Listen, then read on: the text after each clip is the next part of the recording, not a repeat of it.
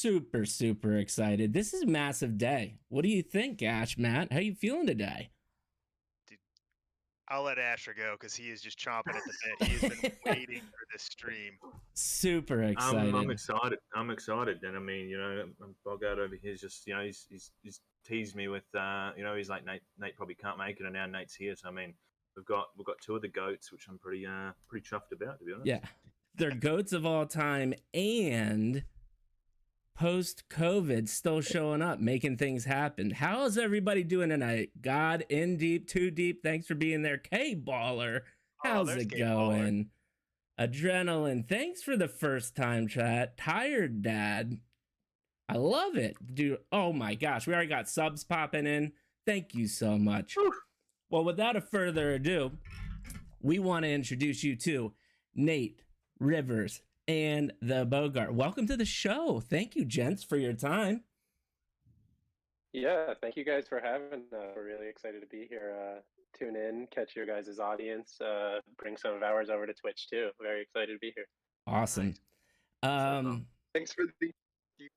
You guys are a lot of fun. I watched some of your previous streams and told us before the show that sometimes they go on about 2 hours, and it's really hard to have a 2 hour interesting stream, but you guys have like a good mesh chemistry. Yeah. I'm glad that we can be a part of this, flowing conversation.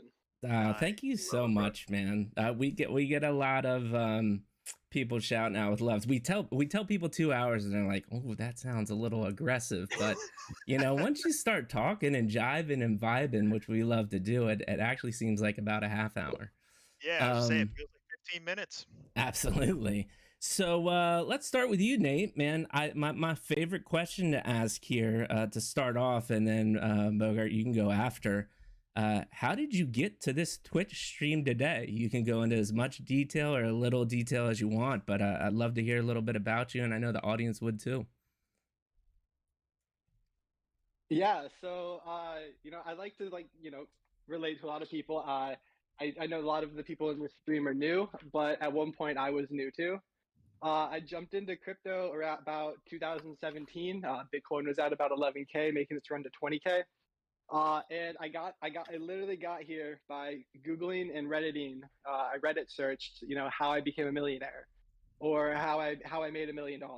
And first thing I got was people investing in Ripple at like 5 cents, and now it's at 15 cents or 20 cents or something. So I got a bunch of crypto stores, and I was like, okay, crypto it is. Let's head down this route. Right. And so I first threw in about $500 when Bitcoin was at about 15K. And it went up. I bought this thing called Ryblocks. It's now called Nano. It's a token. I think it's still in like the top 100 or 200.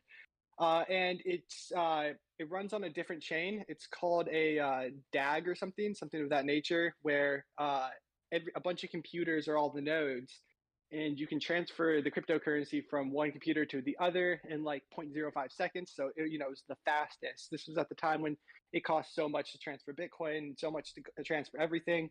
And I bought this crypto because I found it on Reddit at like 50 cents, and it went to $34. Oh So my lord. Yeah, Oh. and I held, because if anybody's ever bought something that's gone to the moon, your first moon, you kind of hold. You see something go up and you just hold. And whether or not you sell at the top or on the way down, that's kind of like the difference. So it went to $34 for me, and I went all in, $500 in. And for me, that was like a 7x. So now I'm sitting at like $3,000, $3,500. And I had played some video games in the past, like RuneScape and stuff. So I knew how to merch. I knew how to semi-trade. And so I knew to take half of it out. But I bought the dip, and the dip dipped. And then I bought that dip, and that dip dipped. And then, next we're at $10, and I've got like 1,500 left, and Bitcoin is eating shit. Bitcoin's going down from 20K all the way down to like 11K, and everything's going down. And so I was like, okay, time to start learning how to trade. I don't know if anybody knows who Filicone is. He's kind of got an interesting background, but he was the only one at that time who was actually making videos on, charting and stuff. And Okay. so I consumed his content for a while. Then I moved on to other people on Twitter and just learning how to chart. That's all I needed to know. Made my way to KuCoin, made my way to Binance, I made my way around the world, all these other exchanges that fell off. Traded shit coins, traded real coins, and basically just learned how to take a hit. I think that's the biggest lesson I learned, was how to make conviction bets, how to know like how to set a target and stick to it, and if it goes beyond that target, not feel bad. And long story short, from 2017 to 2019 or 2020, I turned 1 Ethereum into 100. I locked that up in a Trezor. And that was during like the bear market. Consistent. It was so volatile that you could get a consistent 20% gain every other day or every day.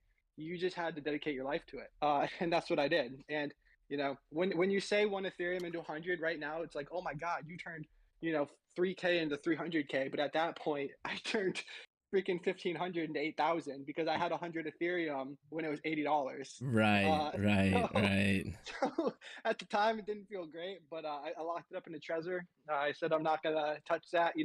I know what Ethereum's worth, and it's not worth $80. It's worth a lot more. Right. So when the bull market came back around, I put another 1,500 in. And I made a lot off. I didn't make any money off Doge, but I made a lot off of Shiba. I made a lot off of all those other ones because it was kind of like the ripple effect. If Doge pumps 10 to 20 or 30x, it can't pump 10 to 20 or 30x again. Something else needs to do it. So if anybody here is familiar with like the meme coin market, usually the meme coin seasons start off with Doge pumping, but this last one actually started off with Shiba pumping because Doge couldn't pump anymore. It was already at like a 20 bill market cap, so something else had to pump. So it was Shiba, and I bought a lot of Dogelon. I bought a lot of Bezo Earth. It's a meme coin, gaming coin. I bought a lot of everything. I think I turned like a 20 ETH investment into about 150 there in a few months. And that's kind of like how I started off getting, money to trade NFTs, because at that point, I was back to the Google board. I was like, okay, well, I know we're making a lot off crypto right now. People are making millions off crypto. That's known. What else is out there?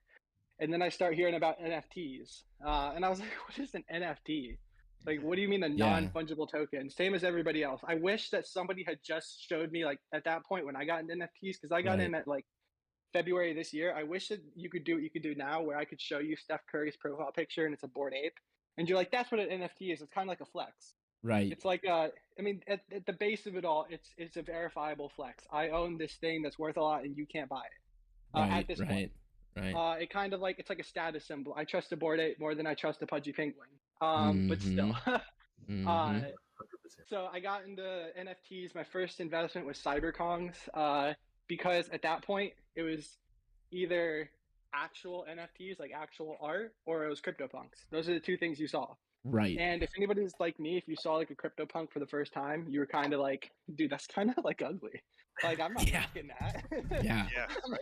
You guys are Don't ask us about pixels, man. We're 80s babies. We're not too fond of them. So I was like, dude, CryptoPunks aren't that great. And I saw these CyberKongs and I was like, these are amazing. And I swear, my entire investment thesis was I am not comfortable. Like, I would flip Kongs. Like, I would buy one for like, I bought them at like $40 each. Right. But I would only ever sell them if I planned for the price to go down and to buy more until one Kong equals one Punk.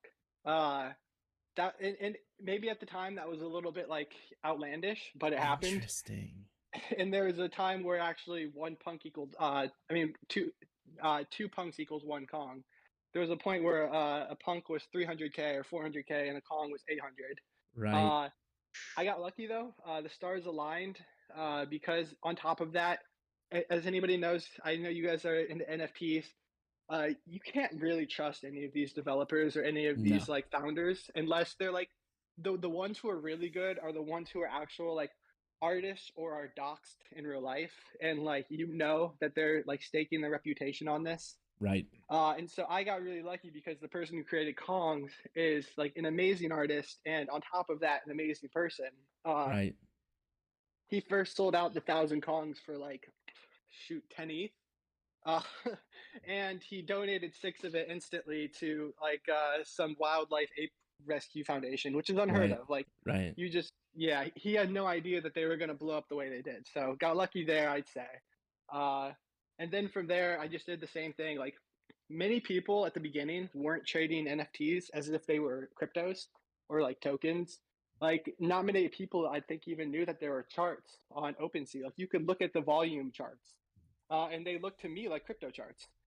You know, how much on this day was it? Am I buying the top? Am I buying the low?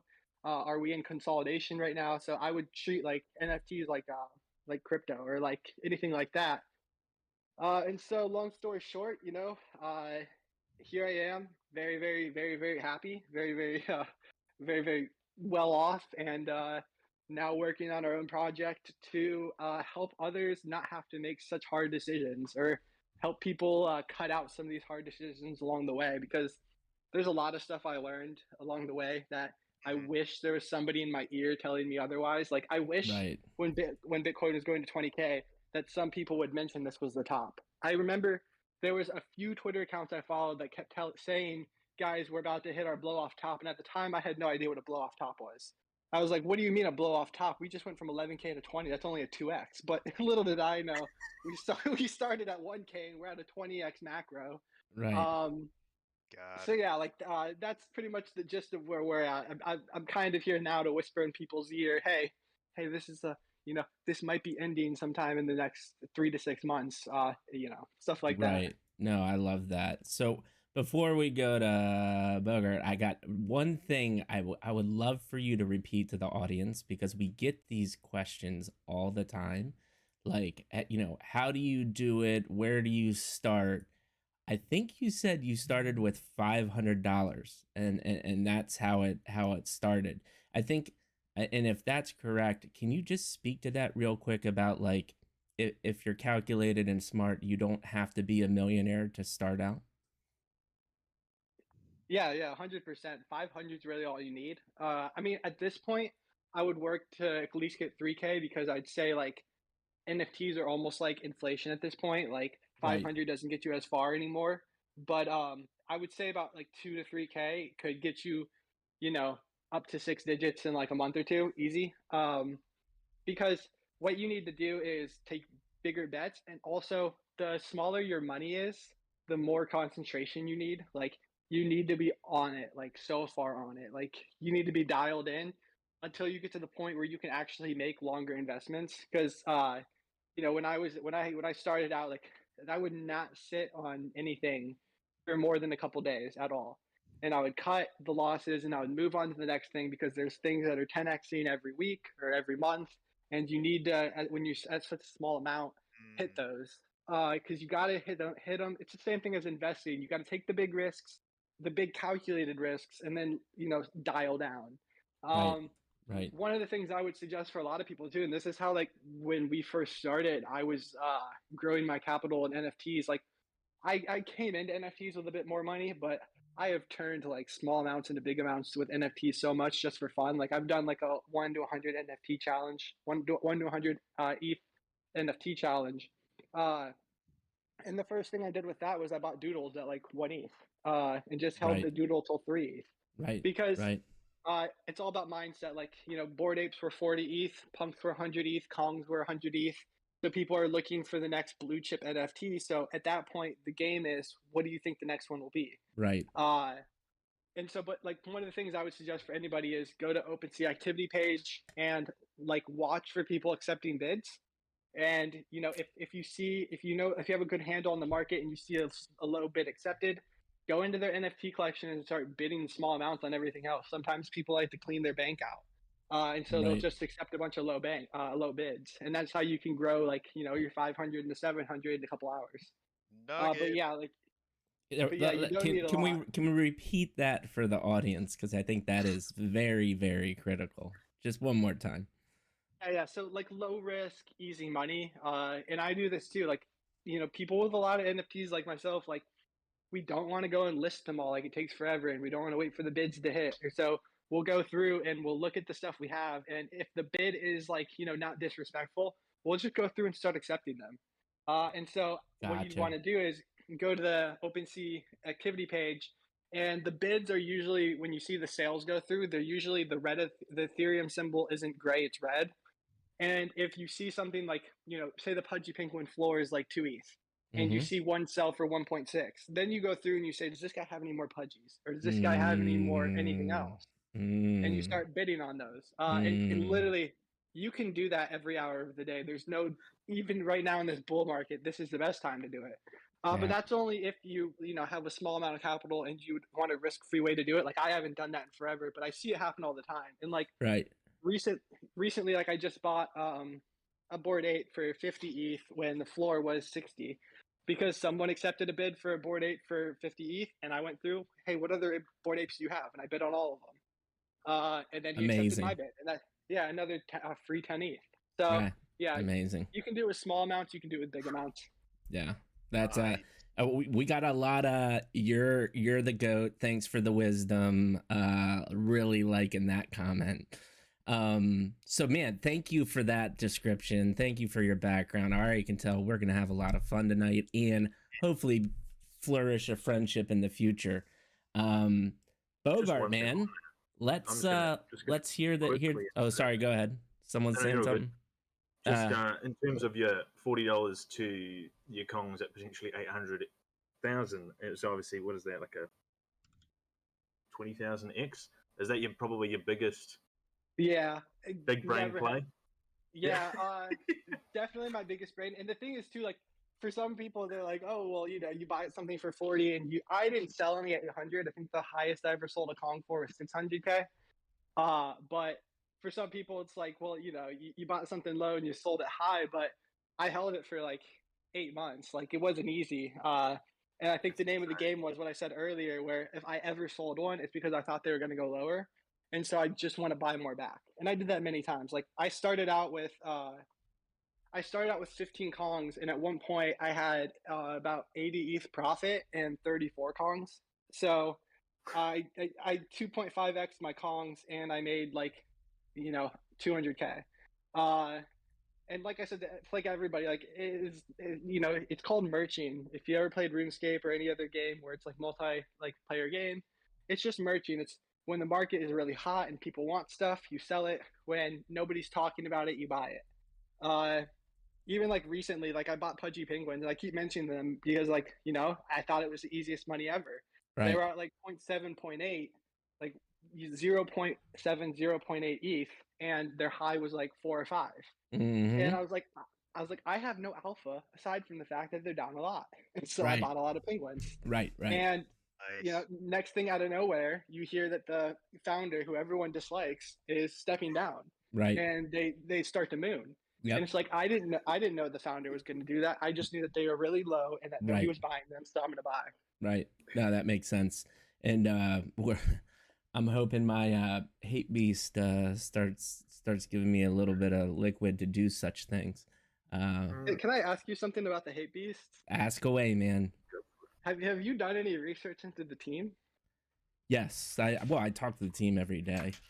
Okay, so it's a real team. Oh, they're fan. What ex-Googlers, high professionals. Digi owns his own 3D studio in London. Okay, they're all professionals. Yeah, I don't know if you've been following my Twitter recently, but like I've been so skeptical about all the 3D art. Yeah. Like the realistic stuff like that, because all of them, like, as long as they don't say that they were made by somebody who's like a Hollywood, like Marvel producer or something, then like I'm okay with them. Because all of those recently, I don't know if your audience is like aware, but like all of those are scams. Oh yeah. It'll say like the Marvel artist, like, created by Marvel, DC artists, whatever. And it is really created by them, but they're hired by a third party who hires them to make the art and then pushes them out. The artists are not invested. They don't get the 10% royalties or anything like that. And there's no long-term vision. And these dudes it's the same studio pumping out so many of them. I think you probably saw the Oxy Origins or whatever. Yep. They went from like a 1.6 ETH floor to a 0.3 floor once they released, because, it didn't hit with the NFT community because it's not the NFT community making it. It looks like Skyrim put into NFTs. Right. Is Primate Planet an example of that, or are they the real deal? Primate Planet's an example of that too. Yeah. Them, and there's a couple others out right now. I had them all listed. Actually, I could, if you, I don't know if you guys are showing video or not, but on my Twitter, I can retweet it. Prime 8 Planet and Oxy Origins actually rented out the exact same billboard spot in Times Square, New York. The exact same billboard spot. Yeah, tweet it out. Tweet it out, and I can I can bring it up on stream. But yeah, and that is the type of stuff that people need to hear and come here. And I didn't even know that, because I've just been so wrapped in my hate beast world. I'll give you the 2 minute on hate beast real quick. I think what hate beast did was will never be replicated again. 500,000 people on a server, crazy hype. The guy, Biggie is what they call him. He owns a professional 3D art studio. He's the real deal. He had Bored Apes. He was networking well within that community. He made the Genesis apes, so he made 35 of them. Had a little buzz. You want to talk about rewinding time? When the server opened, I think you could buy a Genesis ape for maybe 0.2, 0.3 Ethereum. And I think one just sold for 44. So yeah, and God knows what's going to happen after this. So he was the real deal. He was known, and like you said earlier, right? You buy a Bored Ape because it's a flex and you have access to a community, right? So he had network, people knew him through that community. But what the brilliant thing was, and I talk about this a lot coming from marketing advertising background, it is over 50% to me branding marketing. So you can do derivatives of apes for God knows how much longer until we really truly get away from this PFP ecosystem, and you're gonna get buzz, right? So he took, he's a fashion guy too. Has always been kind of in the streetwear, and he just combined ape with Hypebeast, which was a very popular clothing trendy site, and that was that. And they were the first ones to the game with the high fidelity 3D artwork. They started, I remember seeing it and being like, 3 months from now, Prime 8 Planet, all these stuff is just going to be so overloaded with 3D art, which happened, right? Yeah. And then I think the final thing that they did to really get the hype going too is they were the first ones that did like Hollywood style 30-second drop release trailer. So combine all of those things at the right place at the right time, a little bit of luck, a little bit of timing. That's how they are what they are. But I talk to the team every day, and they're highly professional. We're actually gonna have I'm hoping to get a couple of them on this show in a little bit, so you definitely should stop by and watch. Yep. And Mikey, before we get over to Bogart, am I saying that right? Bogart? There? Yeah. It's Bogart. Sure. Yeah, Bogart. Sure. Bogart. Yeah. Okay. Thank you. I keep looking at it, and I want to say Bogart. I apologize. You're good. Nate called me Bogart for like the first 3 weeks, so it's 3 weeks. Fun. Okay, got it. Okay, so I just, if it happens, I apologize. I just want to let y'all know in the chat, we do see those subs, we see the follows, we see the first time chats. We love it. We can't call them out each time because we want to keep the flow going, but we do appreciate that stuff. And so, yeah, thank you all for doing that. Thank you so much. Yeah, and so now on to you, Bogart. Let's love to hear your story. Nate's was fascinating, and I'm sure you have just as fascinating of a story as yourself. Yeah, absolutely. So it's actually quite similar to Nate. I was young and wondering the same thing. School, I always did well in school, but it wasn't for me. And everyone's thought is, okay, well, I'm in school just to make money. So how do I make money? Streamline this. Right. And found my way as well to Google. And I had heard of Bitcoin when I was young. Using it to purchase whatever it was, knives and weird stuff online. When Bitcoin was just a few bucks. But I never really considered it as an investment vehicle. And then I came back to it. You hear all these people making money, and you're like, man, I want in on that. Right. And so I got in around the same time as Nate did, which was really a terrible time to get into crypto. Buying Bitcoin between 15 and 20,000, and then watching it eventually be as low as 3,000 from there.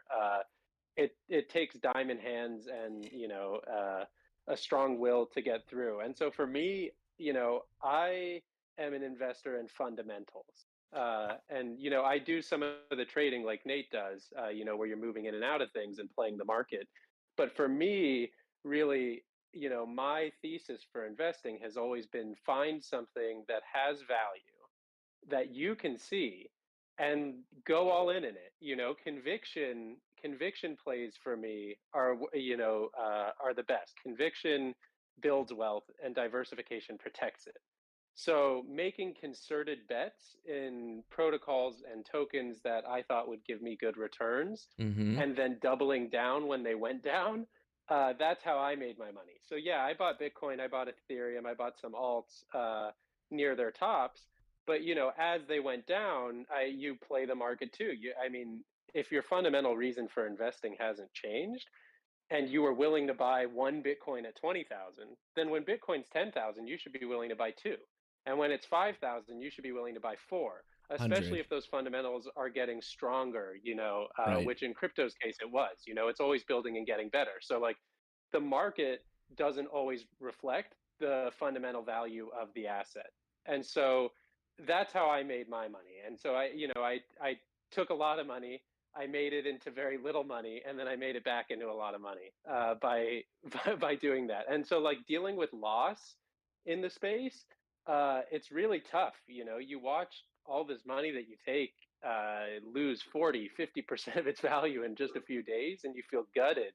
But if you play it the right way, if you're not afraid to cut those losses and put them elsewhere into other things that you think will be profitable, you can make that back in spades. So it comes and it goes.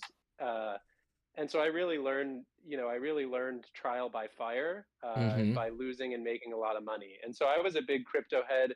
I had a beautiful crypto portfolio that I curated over those, few years between 2016, 2017, and now 2021, or I guess a year ago now. Mm-hmm. And similar to Nate, I heard about it. You start saying, okay, well, what's the next thing? I've been doing crypto. What's the next thing? And I had heard of NFTs and discounted them for a while. And because I was a crypto guy, and many people are like that. So many people that I would communicate with are like that. You don't think about NFTs, you don't consider them. It's like two separate worlds. But finally, I was like, man, I'm gonna dip my toes in. And I had a nice amount of Ethereum at that point that I had amassed, from my years of trading and getting into the right coins. And so I took that and, I started looking, and the same way anyone does. You go to OpenSea and you look at the collections. And I said, well, I've heard of these Bored Apes. I took a look at that collection and I said, well, that art's not really for me. And there's nothing to it. I felt weird putting so much money. This was around like August. I felt weird putting so much money into, just something that I didn't really see any underlying value in, because I'm, a value investor. And then I found CyberKongs. And when I Mm. found CyberKongs, I stumbled across them, and all of a sudden I start hearing these things like utility, and that this NFT creates its own token, Right. and that token is used for other things. And I was like, man, this is something I can get behind. This is value that I can see associated with, one of these NFTs. And Right. from there, you start thinking, I'm always thinking ahead, and I'm thinking, well, man, like, this is just like the ground level. Like, yeah, right now this is used to make more NFTs, but if NFTs just generally, you understand the fundamental value of that, of like an item that is like non-fungible and immutable, you can start thinking like, well, man, you could make insurance in NFT, and Oh you yeah. could, make identification and deeds, land ownership. All of these things can be tokenized and be verifiable instantly on the blockchain. And so I was thinking, well, CyberKongs for me felt like the first step in that, where you could really see utility coming from one of these assets. So I went in. I just I took a nice chunk of my portfolio and I bought myself one. But as I mentioned before, conviction builds wealth. And so about a week, 2 weeks into owning a CyberKong, I said, screw it, I'm going all in. And I took my beautifully curated portfolio of crypto that I spent years maintaining percentages and balances, doing all this stuff, and I liquidated all of it, and I went all into CyberKong. Oh Basically. my lord. Yeah, huge huge bet. I went basically all in entirely, and I, with some scratch on the side for playing the NFT market. Right. And so, that was honestly the best decision I could have made, because then you're exposed to this whole world of, community and, people doing these things and sharing information I didn't Right. even know existed before. I had spent so many years trading alone and just like, you're in some chat rooms or, on Twitter, whatever it is. But it's very solitary. And then being exposed to like that community and the information and having access to these like amazing minds in the space, you can really, leverage your funds. And, like Nate said, with the right information and a little bit of money, you can go really, really far in the space. Right. Right. So yeah, since then I've done very, very well in the space as well. It's a lot more fun for me than crypto ever was. I still obviously pay attention to the crypto markets for sure, but I'm fully leveraged, as it were, here to make money in this space, Oh my which is gosh. exciting. Yeah, Dude, that's yeah, crazy definitely. that you made that bet. Crazy. That's awesome. Right. Well, though. yeah, and so that's kind of it was like the same principles when I was investing in crypto. Sometimes you got to say, you know what, I'm just cutting my positions. I Right. found something that I fundamentally love and see value in 1 year down the road, 5 years, 10 years down the road. So I'm just going to go all in on it. Right. And it can burn you, but it can also, build you up to something amazing. Yeah. So Wait, yeah, and and go ahead. No, go ahead. I was just going to say, and then finally, that brought us kind of where we are now, with what we're doing at ACYC, like all of the trouble you go through learning these things, that all the money Nate and I lost, and everyone else like trying to get involved in these spaces, and all the money it takes to get involved in these spaces. Mm-hmm. We thought, how great would it be if you could just buy something and have people worry about all of that for you, Right. like I said, I'm a value investor, and so I know how to create value too. And I thought to myself, well, like that's very valuable. If I could buy a token where the people behind the token are doing all of this crazy investing, and I wouldn't have had to worry about it, Right. man, I would go all in on that. Right. That's one of Right. those conviction bets I make. So that's what we did. Yeah. That's what we've created, and that's where we are now. That's awesome. And so go ahead, Matt.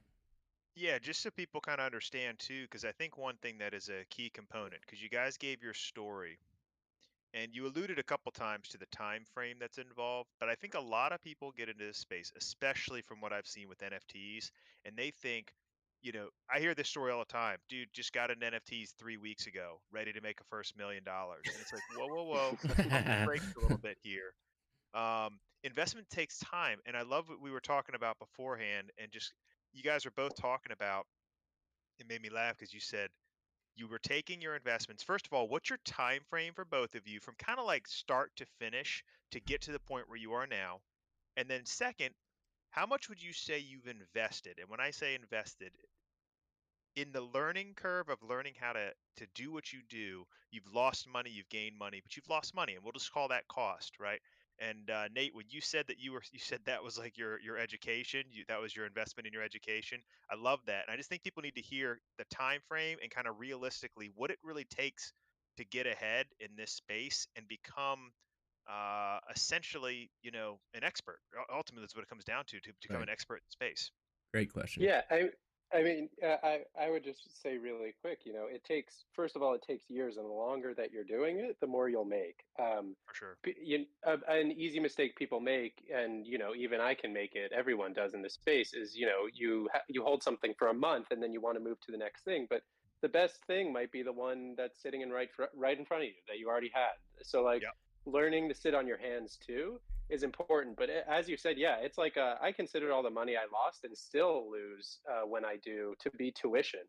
That's the price Yeah, to play love and that. learn. That's your tuition cost. If you're willing to go to school and pay tuition for an education, be willing to make it in this space. So yeah, I mean, I've seen it. I watched my portfolio lose 90% of huge. its value. Which is gutting. But then you build it up to 1,000% of that. Right. Right. Yeah. Yeah. Nate, do you have So anything to add into that? Yeah, I mean, same stuff. I've been in crypto for like 5 years. If we're being really honest though, like with NFTs, I think my like I like to say how much I originally put in, not how much I had at the time, because I had just made quite a bit of money off of meme coins. But off NFTs, like I put in $500 again, same thing. I didn't mean to put in 500, but that's how much it was. And at the time, that was an unheard of amount in my opinion, because I was buying these Kongs for $40, but I was spending $20 on gas. And I found people who were also buying Kongs at the time, and they were like, "Yo, we're crazy." Like if you look at our Twitter post from March, like I was conversating with some of these dudes, and we're like, "Ha ha ha!" And in a year, we're all going to be saying this is the best thing we ever did. But at the moment, it feels really dumb. Right. Right. but I originally put in 500, and I'd say like right now, like there have been times where like my portfolio is worth like 8 digits, or wait, 6, 7, 8 digits, in the course of like like 9 months, 10 months. I'm on my 10th month. Yeah, but like I don't think people can do that right now. You can't do that right now. I don't think so. I think realistically, and this is the game, like the game book I give everybody. Like my friends in real life ask me all the time, like what should I get at? Because like after a while, like you buy a Tesla, you buy this stuff, you got some money, people are like, "Yo, what are you doing?" Like, what's up? Right. And the conversation comes out at Christmas and stuff. And they're like, how do I get into this? And I'm like, "Yo, what you do is this: save money now, and I'll talk to you in the bear." Because this is unrealistic. Like, yes, I've made 8 digits, but there also are other people who have made 8 digits too. And what happens is like I've started to slowly realize that over the last few months, and realize, for those not aware, means sell. Like I sell and I'm holding Ethereum, or I'm Right. holding USDC. A lot of people have made life-changing money like I have, and they need to sell to realize the gain. But a lot of them are putting it right back into the market. And what happens is when there's a catalyst for why people need money, aka taxes, we start to get a sell-off, and that 8 digit turns into a high 6 digit, which sucks. 90% down. But yeah, so like for me, time frame was about like 9-10 months, a little bit into a lot. And like realistically, for anybody coming in, I would try to turn 1,000 into 100,000, and then bank that into USDC and wait for the obvious plays. Because like right now, what you want is like, if I tell you to hit a 10x on $500, you know how like disappointing that would be, like long term, if you turn 500 into 5,000, and then you're like, wow, I wish I had that 10x opportunity when I had 5,000. Like I Right. wish I could do that again and turn that 5,000 into 50,000. Right. So the goal is get as much as you can. Like I would shoot for 50,000 to 100,000. And like how you get there is up to you. There's a million ways. But the thing is, wait for the obvious plays. So I don't know if you guys are familiar with ENS token, the Ethereum name service token. Yep. When that dropped, it was like $13, and the market cap was something like 100 mil or something, super low. And all you have to do is compare it to other stuff. There's another like similar service where you can get like a name in Web 2, and that market cap was like a bill, so 10x. And you go, well, if this is being used more and it's 100 mil and the competitor is a bill, it should definitely 5x. And so if I had money, I would have just bought that. It's an easy value play. You just buy it, you hold, and you sell. Right. Same thing with like Sand token. Sand token is the sandbox token. I had a live stream a few months ago, and I used to live stream a little bit, where we were looking at tokens, and I was like, okay, well, Axie Infinity market cap is 12 bill, and it's a gaming token. Sandbox's market cap is a bill, and it's a gaming token, and Sandbox is actually about to be much bigger, in my opinion. So it's an easy like value play to say, okay, well, I think Sandbox can at least get to half of Axie Infinity's market cap. Right. And that was when Sandbox was 75 cents, and then literally in a month and a half, Sandbox is at $8 at an 8 bill market cap. And so if anybody is trying to like turn a little bit into a lot, you have to make these educated plays where it makes so much sense that it'd be dumb not to buy. Right. So Right. like the Sandbox play made so much sense because one, like, and it takes research too. Like you have to like validate your opinions or your thoughts with research. So like Sandbox was set to like release its alpha, aka like its first triable version, in December of this year, and they did it. And that was one of the catalysts.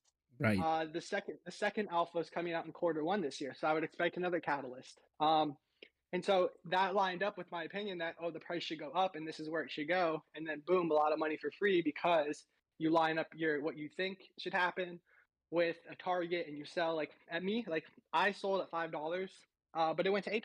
But my target was $5. And right now Yeah. it's sitting at $4.50, which is lower than where I sold it. And, if I wanted to buy back in, I could. But in my opinion, it's better to wait for a catalyst, which is for them to announce the second alpha. And then I'll buy in and then I'll sell again. But yeah, find these educated plays. Like, what else? Like, are you guys familiar with Mutant Apes? Oh, we are. Okay, so when Mutant Apes were about to first drop, every single Bored Ape said, "Oh, Mutant Apes are going to 10 ETH." Like that was kind of like not like a meme. Like they all were like, "It's worth 10 ETH." They're each worth 10 ETH.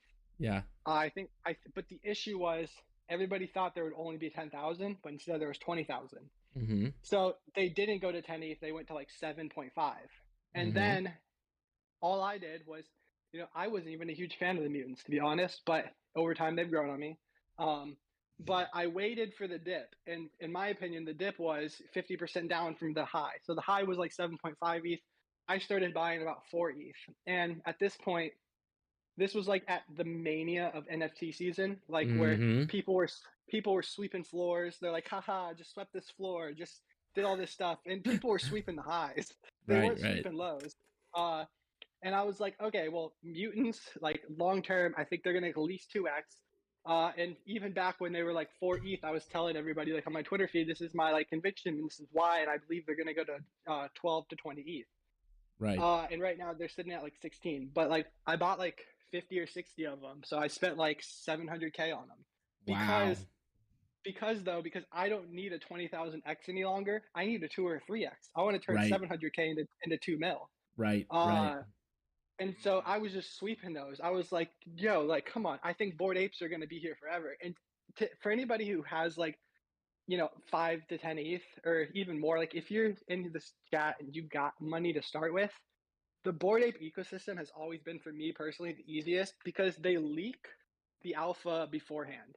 Like they leaked that the token was coming out in Q1 of this year, like months and months ago. They did it like September of last year. Right. So like when people were like asking me like, yo, Nate, why were you buying at that point? Like, why was I buying in November or October for 4 ETH?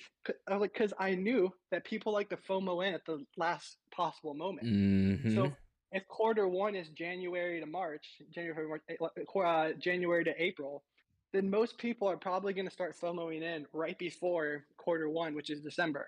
Right. So I was buying all of October, all of November, and I stopped buying in December. And then December, Bored Apes, mutants, and everything went on a ginormous run. Right. Because everybody's in anticipation. They're like, what's the catalyst? It's because all these celebrities are buying. But no, it's not. It's because everybody who's known about the token knows that now is the time to get in. So, right. So Bored Apes has always been the easiest because of that, because they like to leak the information. Same thing with mutants. Like when mutants were known to drop, like it wasn't like a mystery. Like they teased the mutants forever and ever. And then they said, okay, mutants are coming out in this time frame. And so anybody could have bought Bored Apes and got a free 50% in like a couple of weeks if they just followed the alpha. Yeah. So there's like free alpha all the time. That doesn't work with Larva Labs though, because those dudes don't share anything. When they dropped Meebits, I remember exactly. They had some dude, I think his name was Kevin Rose. He's not some dude, he's a big dude. Yeah. They had some dude say that like, oh, we're dropping Meebits tomorrow, and then Meebits dropped tomorrow. So it's harder to do with them, but Bored Apes is a good place to turn a large sum of money into more. Same thing with Kongs, even right now. Utility for the CyberKong VXs, the voxels, the sandbox models, those are coming out by the end of this month. Right. The utility. So I mean, even right now is a good time to buy CyberKong's VX because you know that. I mean, from what I've deterred from what I've read in the chats, the more VX you have, the better returns you'll get on whatever the utility will be. So I expect a lot of people to buy them, and that's why like I've got a giant VX pack. So that happens everywhere. Look for established projects, wait for their alpha, and then time it with your buys. It's okay to buy in the hype, but if you're going to buy in the hype, you better cut your losses quick. Yeah, and that I'm very fortunate because I suck at all that. I'm really bad at it, but I know, and I have a chance to speak to people like you, and of our wolf pack is what we like to call it between Matt, Asher, and I. Asher has that mind, and I do not. I'm the brand marketing guy. I can talk to anybody, but when it comes to those plays, but to your point, what you just told me doesn't seem like rocket science. It's just doing a little bit of research and paying attention, right? Yeah, it's doing a bunch of research and sticking to your like conviction. Like you know, buying a lot of so like when I was buying mutants, like everything was going down, mutants were staying the same. And one of the, like the worst things to see is there's a collection of 20,000 pieces, so 20,000 mutants, and I think 3,000 of them, no, 3,500 of them were listed for sale, which is a lot. Like that's a lot of mutants listed for sale. Right. It takes a lot of buying pressure, but that's just called like mental FUD that you can put on yourself. And so if long term, like now on like peak mutant sales days, they've sold like 500 mutants. Like that's nothing. That'll eat that alive. Right. Right. And so like, yeah, it's not hard at all. I think the issue that some people face, like I faced it too. You have these really easy plays, but you fudge yourself, or you say like, what if I'm wrong?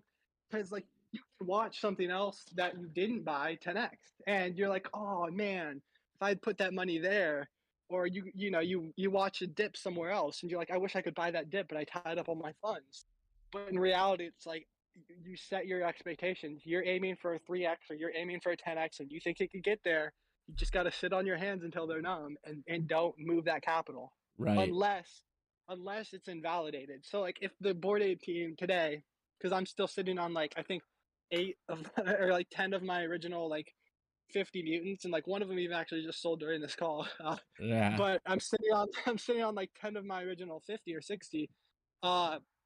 And if Bored Apes, like if the team tweeted out right now, hey guys, having a little issues, we're pushing it back to Q2 to drop the utility token, I would list all of my mutants right now for sale. I would try to, or I would go accept bids like crazy. Right. Because I know that invalidates my thought, like my thesis. I know that my thesis that Q1 is, yeah, you have to like, you hold only until your thesis is invalidated. So like, same thing with like the VXs. Like if somebody just took my advice right now and bought a CyberKong VX, and the team released, hey, we can't, meet our deadline of the end of this month, we're going to push it back till maybe next month or the month after that, I would sell. I would sell no matter how much I'm about to lose, and I would go use that money elsewhere.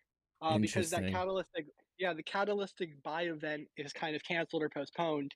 So you got to cut your losses and keep moving. Yeah. And I see people in chat, you're asking, you're like, man, it's hard to get to the point to be able to play like this. I get it, but don't worry. Keep listening. The whole point of what ACYC is doing is to help address that very issue. So just keep listening, and you'll see how you can help make some steps to help get you into a point where you can play on that level. Right. And there's also like, if like I had like $500, I wouldn't actually be trying to spend that right now. I would be like looking for free mints. There are free mints out there. So many. I would be entering giveaways. Like personally myself, I've probably given away like 100K of stuff in Twitter contests. And like most Twitter contests, unless it's from like a fresh account, are legit and they actually do give away the money. So like first thing I would do is I would follow everybody in the CyberKongs community. I would follow everyone in the Bored Apes community. I would follow as many people in different communities as I can, because then those giveaways will come across your timeline or your feed. Yep. And you'll enter those. Like it's so much free money. Like if I give away a CyberKongs VX, like I'm giving away at this point like 7K. And if you get 7K, like I gave away a CyberKongs VX when they were one Ethereum each. And that dude who bought it, he's like, dude, I'm gonna hold this forever. I mean, not bought it. The dude who won it, he's like, I'm gonna hold this forever. And I'm like, don't, because he kept telling me he wants to make it big, and like, because he got in my DMs because he won, and he's like, I want to make it big. He's like, I want to trade up to whatever. I want to do this full time. And I'm like, yo, like, okay, first things first, how much do you have? And he's like, this is what I got. Plus, like, he told me like $300. I was like, okay, $300 is hardly going to get you gas. And I was like, you can't hold this CyberKongs VX forever because, and he had a lot of time. I think he was like 19. He just started college. He's got time. And I was like, okay, research. And he found alien friends at 0.3 ETH. And he bought 2 alien friends and a hoverboard, a Jadu hoverboard for an ETH altogether. And now his 2 alien friends are worth like 5.8 ETH together, and his hoverboard's worth 1 ETH. So what it was originally 1 ETH is now 6.8 or something like that. Yeah. And if he held the CyberKong, he'd have 2.4. So Yeah. instead of having 2.4 ETH, he has 6 point whatever. And Nice. And so you think the lesson there is, if you don't have that money, liquidate early so you have more money to play around with and make other bets? Is yeah, that like kind of you what you're can't saying? marry anything. Yeah, you can't marry anything. Like right now, like I have 10 of those mutants left, and personally, like I have fallen in love with 2 of them, and I can't sell them. Like they're gonna stay in my collection. But if somebody would just owned that mutant and that mutant was 90% of their portfolio, they should, and I would force them to sell it. I'd be like, you have to sell that if you want to go play the game. Right, Uh, right. and so if you have something like if you just had like one CryptoPunk or one whatever, and the rest of your money is tied up in real life, like you have to sell that if you want to play the game. Yep. Uh, Yep. and then also like another thing too is like, we've had NFT bears. Like it doesn't seem like it, but we have. I mean, actually, we just got out of a big one. Mm-hmm. Our biggest today, I would call it. Yep. And you should notice which projects boom first. So like which ones went from like 0.02 ETH to a 0.2 ETH floor, which is a 10x. Take note of that, write those down, like put them in an Excel file and wait till the next bear. And what you'll do is you don't have to buy them early. Actually, what you do is once it's like confirmed that we're out of the bear, which in my opinion, the confirmation was that Bored Apes went absolutely insane. Right. Because they're kind of like our Bitcoin. When Bitcoin moons, a little bit afterwards, all that Bitcoin money goes everywhere else. Mm-hmm. Same thing for Bored Apes.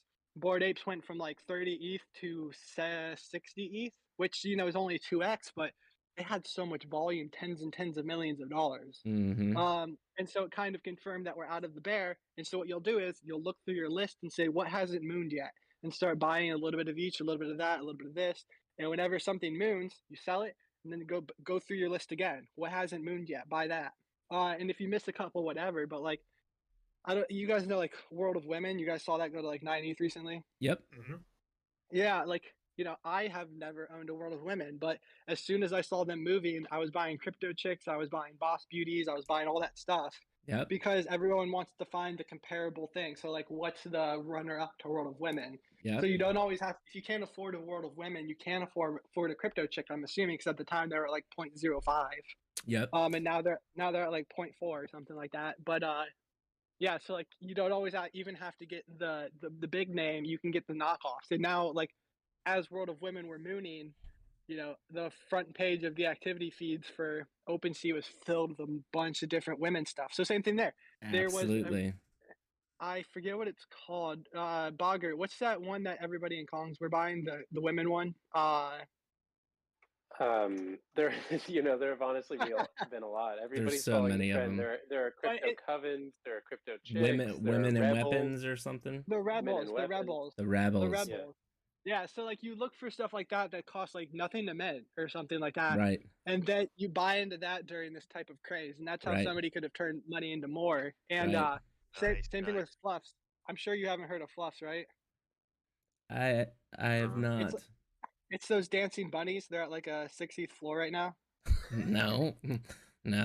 Oh, dude, the NFT space is too big.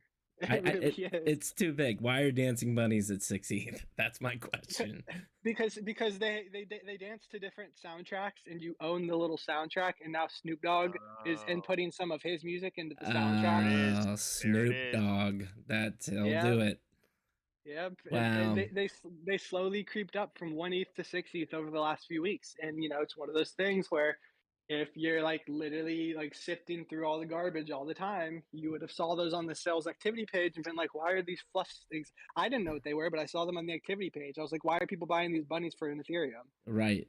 Yeah, that makes it. It's funny that you bring up the women. I mean, again, this is why we've created our wolf pack. I get a random call from Asher on Discord. He's like, bro, anything women is pumping.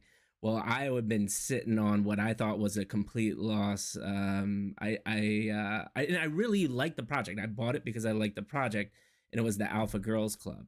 And I had minted 2 or 3 of them, and sure enough, like literally when I looked at it, they were sitting at like 0.04, and he showed me. I went to OpenSea. They're at 0.6. I'm like, what the hell? Like, this is out of nowhere because everything just started pumping. And I looked at it today, and it's already back down to 0.3. So I got out at 0.6, and that was a nice little surprise. But I wouldn't have known that if I didn't have somebody in my network that's doing the crazy degen research that Asher does. Well done, Asher. Well done. Thanks, boys. Speaking of Asher, I know you're chomping at the bit, man. What do you got? Oh, I mean, the thing is, I was also like, I was sort of like watching the stream. I was like, just sort of listening, and I was like, I'm actually part of this stream. So I should probably say something. I mean, one question I've got is like, how do you like? I mean, everything you've sort of said so far. I mean, it's all very insightful, and I think the people are loving it. But I mean, how do you sort of deal with hyped projects? So don't get me wrong. I mean, I watch your holdings wallet like a hawk. Like, I mean, that is my Bible. Like, before I go to bed, when I wake up, that is me. And I'm like, oh, they're buying Primate Planet. And I know you were sort of talking about that before. Like, I mean, obviously that. So, like, how do you handle the hype? So, like, for example, the Hate Beast drop is in 15 hours. Like, is that, like, obviously the hype behind it is insane. Is that something that you sort of clear the wake for? Like, as soon as that drops, you're just going to watch it? Or is it something that, hey, if anything's under X, Y, and Z price, you're going to snipe? Or, like, what how do you sort of handle the hype? Yeah, so for me personally, I'll go first real quick. So, like, for me personally, like, also, I feel bad if you bought the Primate Planet. No. I actually bought that on our holdings account and then got COVID and then did not touch that wallet for like 4 or 5 days. And if you notice the two, and this kind of goes into my answer. If you notice the two primates that I bought rarer traits closer to the floor. Mm-hmm. And so I was planning on playing the game of a quick 20% scalp on correcting the floor price of a rare trait. But then I went out with COVID for like 4 or 5 days, and it may start doing bad. But moral of the story is, depending on what price it comes out at, like anything over 1 Ethereum, I think is a lot personally. And this is what I do with like shitcoins too, because shitcoins can moon out of nowhere. You never buy on the way up. You buy once they start crashing down. So like, have you guys seen those like bears? The like Asian bears. The Fanta bears. The Fanta bears. Yeah, I think that's what they're called. Mm-hmm. They went up to like 8 ETH or 8.4 ETH. And we bought them at 6 ETH or I think we bought them at like 6.4 ETH because I looked at the floor and they're selling like 1 per minute. And the difference between a 6.4 ETH floor and an 8 ETH floor was like 7 sales. And so if they're selling 1 per minute and there's like a 1.6 ETH difference in like 7 sales, of course I'm going to buy and make some money off that quick scalp. Right. And so we bought them at like 6.4 and sold them at like 8.4. And then, now they're at like 4 ETH. So you don't hold. And then also what you do is, it's kind of like everything. Like NFTs are now like crypto because so many crypto people got into NFTs. So you wait for the blow off top. So 8.4 or 8.5 ETH was the blow off top for the Fanta Bears because in like a week they went all the way down to 2.8 ETH. And you just have to monitor it. Like, I wouldn't buy on the way up. Same thing with like these hat beasts. If they start out at 1 Ethereum, I'm not buying. But if they start out at 0.5, I'll buy as many as I can. Right. Because most stuff really does range between 1 and 1.5 Ethereum. Right. Once it initially drops, and then it has to do the test of time. Can they add value? So what I would do is I would just watch it. Like, if they run up to 2 ETH, don't buy. What you do is wait for them to consolidate and go down to 1 ETH, because I'm assuming that they're going to do that thing where it's not an instant reveal, right? It's going to be a big time, because I mean it's basically a 5-day mint. Yeah, it's not an instant reveal. Okay, so it's going to go to like 2 or 2.5 ETH or something like that, and then they're going to reveal and they're going to go down like they always do. And then what you want to do is just time the down. So like if they release right now when minting starts and they're at 1 ETH and they run up to 2 or 2.5, never buy. Wait till they reveal and go back down to 1 ETH and then play the flip. So like they might go all the way down to 1 ETH and then the people who sold at 2 or 2.5 start to buy back in. Mm-hmm. And then you sell again at like 1.5 and make a quick little 50%. but like I don't mean to like fudge your audience, but like the NFT market at this point for me, uh, how much more up can we go? We're at a point where everything's up a lot, Right. and everyone's expecting gains. Like I think a lot of the people in like these new drops are expecting how much can they get on their return. Right. Right. Like the difference between Bored Apes and a lot of these projects was, and like this is like one of like the fundamental reasons why I know there's not going to be another Bored Ape this cycle, is because Bored Apes originated from Top Shot. So like Top Shot was actually my first NFT. Are you guys familiar with Top Shot? Mm-hmm. Top Shot is it's endorsed by the NBA, like these little video clips of NBA moments. Yep. And I open you buy these packs for like $20 and you get like $1,000 worth of Top Shot cards. It's what everyone was doing. I did that. I got like a LeBron James dunk and it was worth 3,000 and I paid like $20. Like a lot of people came from Top Shot, but the thing with Top Shot is they did the same thing that CryptoKitties did, where an infinite supply. Like every week or there was a new pack drop, and so they kept inflating the supply. And everybody who was initially up so much is now like down, or not down, but like on paper down, because they put in $100, they went to 20K, and now they're back down to like 2K. Right. And what happened was when Bored Apes dropped, Pranksy, I don't know if you guys know Pranksy. He's a big NFT collector, or Dingaling. Dingaling is also a big NFT collector. They were both like the kings of Top Shot. And so they both, like everybody in Top Shot knew them. And they both bought Bored Apes. So the entire NBA Top Shot community came over to Bored Apes. That's why you had all these NBA stars like Josh Hart getting into Bored Apes, because he was in the Top Shot. Right. Or you had all these other NBA stars like LaMelo Ball getting into Bored Apes early because he was into Top Shot. Right. And so it's kind of like one of these, series of events that is really hard to replicate. You had a lot of people who were down because they were once up and now they're down a bunch, and everybody's getting into Bored Apes. And so they buy these Bored Apes. Right. And they're like, this is going to be my ticket back to the top. You had all these people who knew what it was to have money. Now they're down. And now everybody's buying these Bored Apes, and they're like, okay, I'm going to buy and hold these Bored Apes because they're going to be my ticket to the top. Right. And so that's why, like, for me, like, it's hard to believe that, anybody can create like a similar circumstance at the moment. Like, that's why Cool Cats struggle at 10 ETH. Yep. Like, they've been at 10 ETH forever because they don't really have a defined community. Like, the people in their community either already have money, and if you have money, you're okay with like realizing gains. Like, the people at the beginning were buying like a bunch of Cool Cats for like 0.1 ETH, and now they're 10 ETH, and they're like, dude, that's called realizing gains. Like, I'm smart, I realize my gains. Right. Whereas other people are, why are they paper handing? They have so much money. It's because like you realize the money. And so we're at a point where like all these NFTs need to have like a big consolidation period. That's why bear markets exist. Yeah. Yeah. Absolutely. Yeah. So like, go ahead. Go ahead, Mike. I was gonna say, no, you go, Nate. You go, Nate. I think I thought I heard Nate, but I think you might have said Mike. Yeah, I said you go ahead, Nate. Oh no, I was just gonna say, like, that's why, like, it's a long drawn out way of saying like how I analyze new drops. Like, Right. if I were to tell anybody like, why would Hatbeast go to 10 ETH?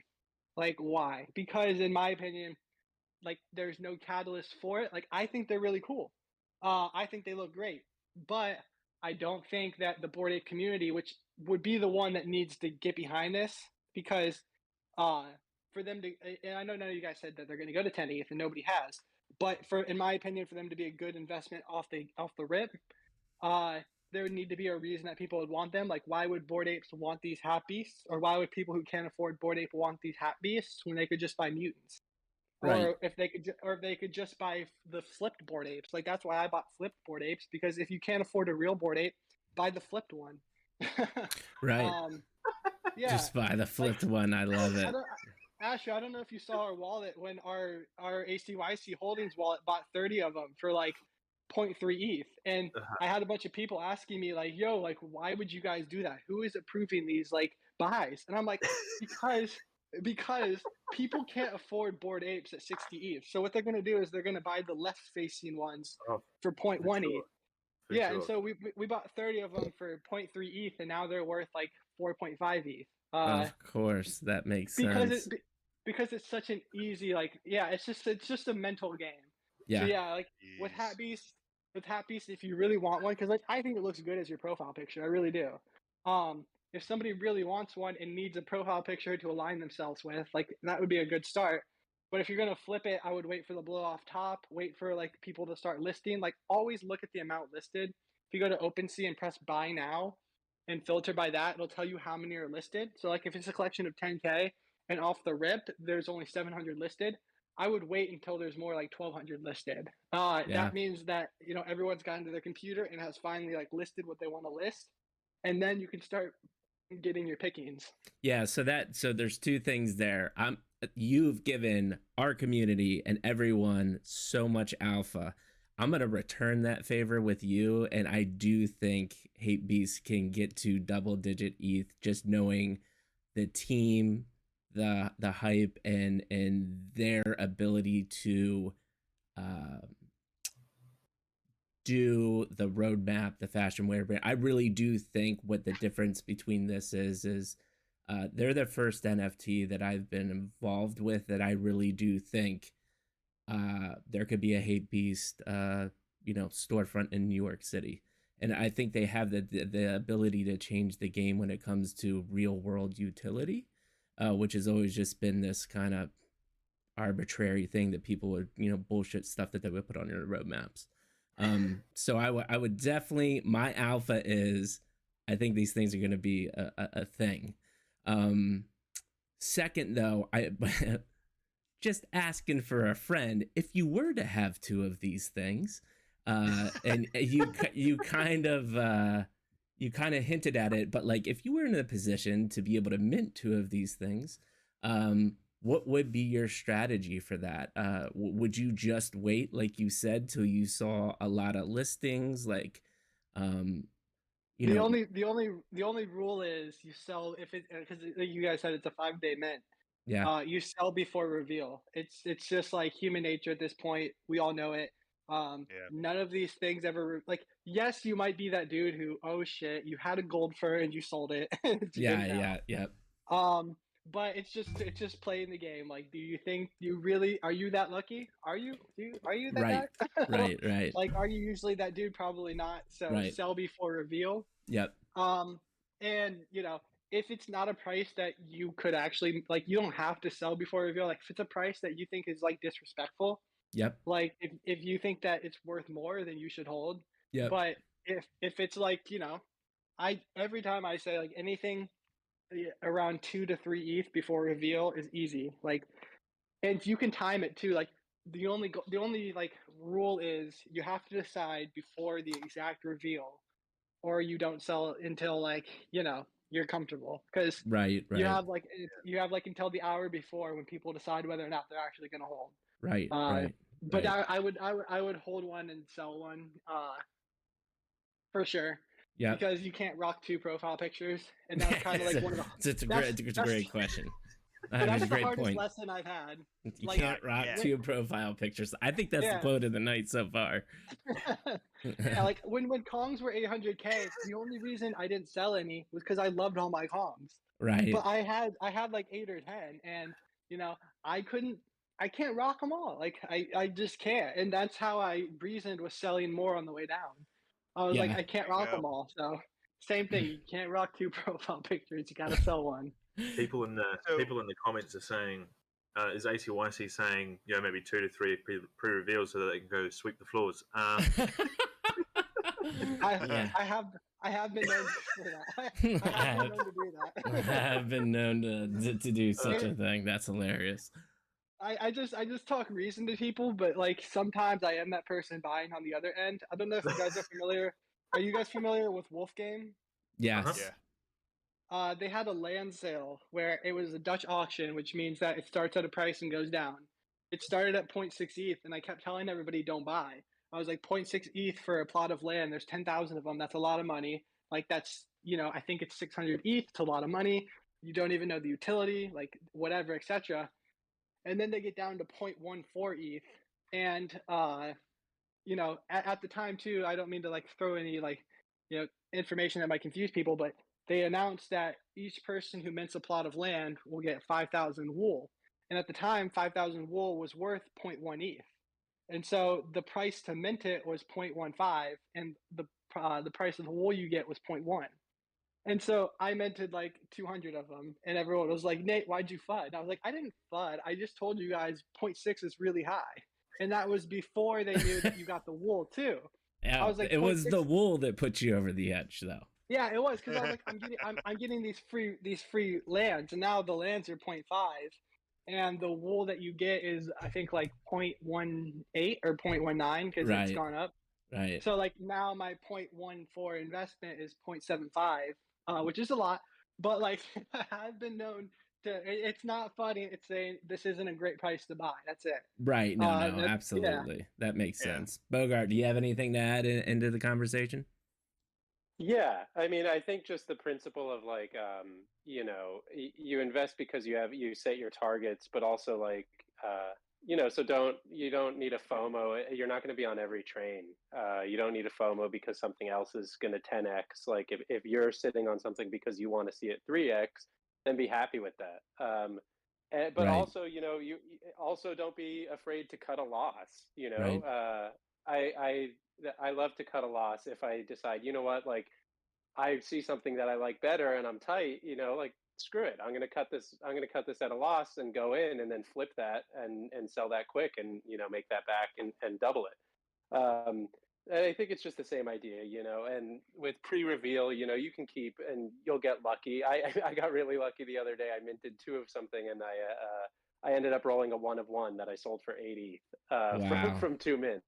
So Yeah. it does happen, but that's the minority. And I Mm-hmm. love, you sell before reveal and then sweep the floors. There's always a dip at some point after reveal, Oh, even if it's a day 100%. later. Right. Yeah. So I think just like, Nate is like the most emotionless trader, and I think like that is like the best way that you can do it is you just remove emotions from the equation and you just read what you're seeing, and there are ways to look at volume and look at what's moving.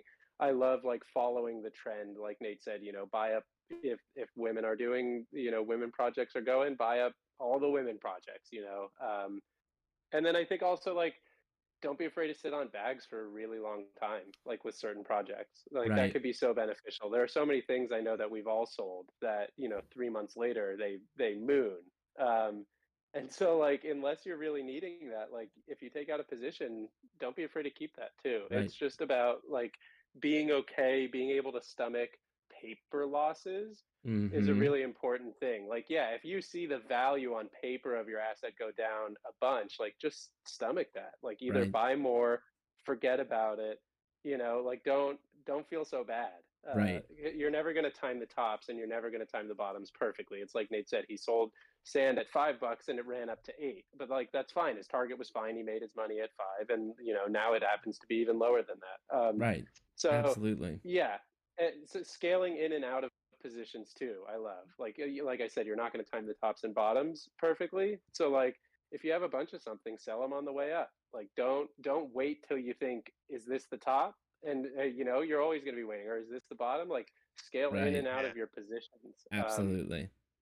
100%. Yeah, And I think that's great. I That's love that. great insight is to that the tops and the bottoms are pretty much, it's almost like it hitting the top or the bottom is the same as holding on to your hape hoping you hit the number one rarity, right?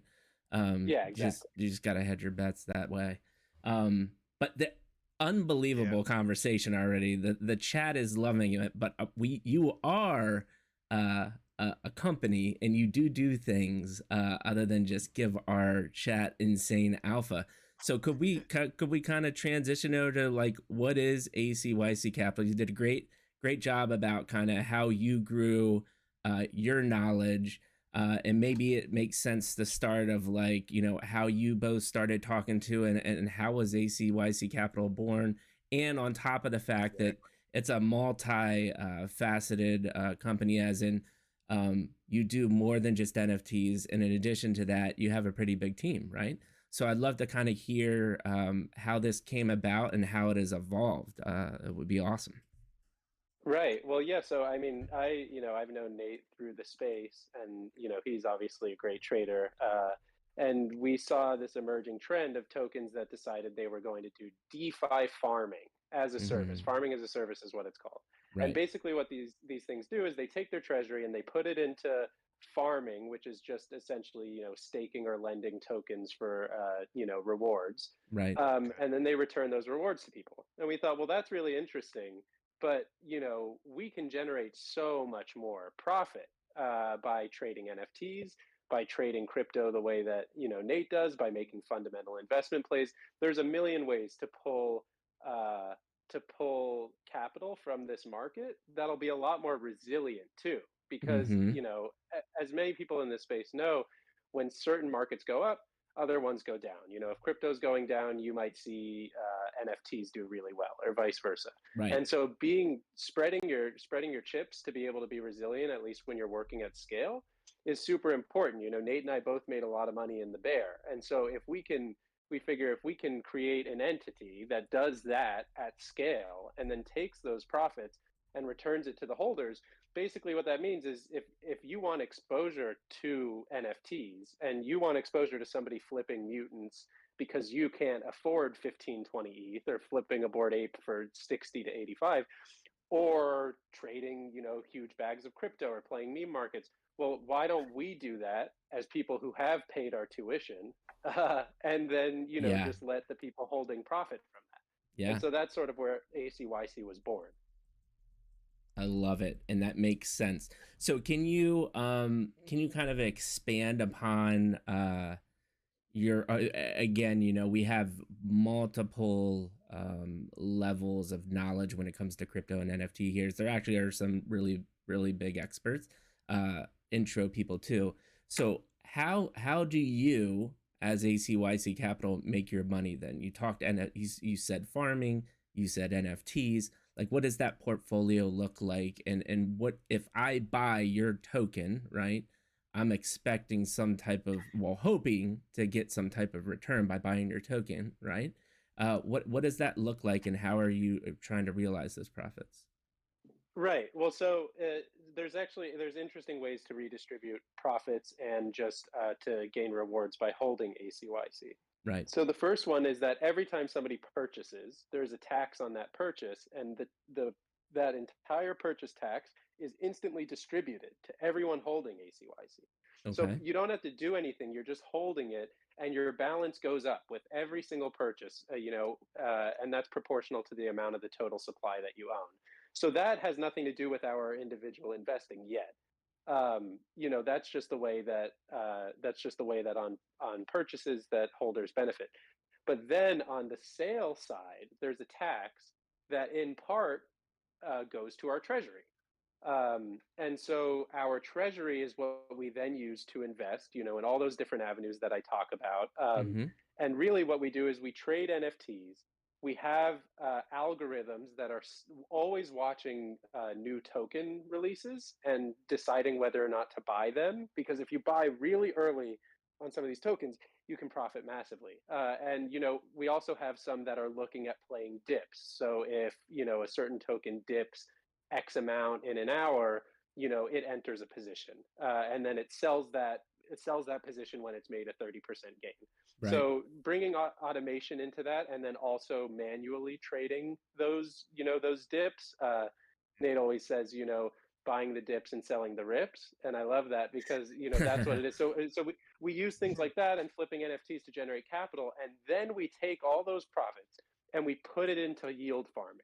Because at the core, we are farming as a service. And yield farming is basically just a way to take a very large amount of capital and earn significant, consistent returns, you know, be it 0.5% to 1% every day, which over time, in the course of a year, you know, that's 500 to 3,500% returns. So we basically take a little bit of money, turn it into a medium amount of money, then take a medium amount of money and put it into something stable where we can be just consistently yielding. And then we just take a percentage of those profits, and we can actually get Acyc tokens at market. We purchase them, and we can send them to everybody at once. We call them manual reflections. So we distribute the profits from all of that stuff cumulatively to our holders. Yes, no, and then you can buy like 50 mutant apes, like you're talking about too, as well. Exactly. You just got like things to do. Can you give the basic and not very detailed. Can you just describe yield farming to our community?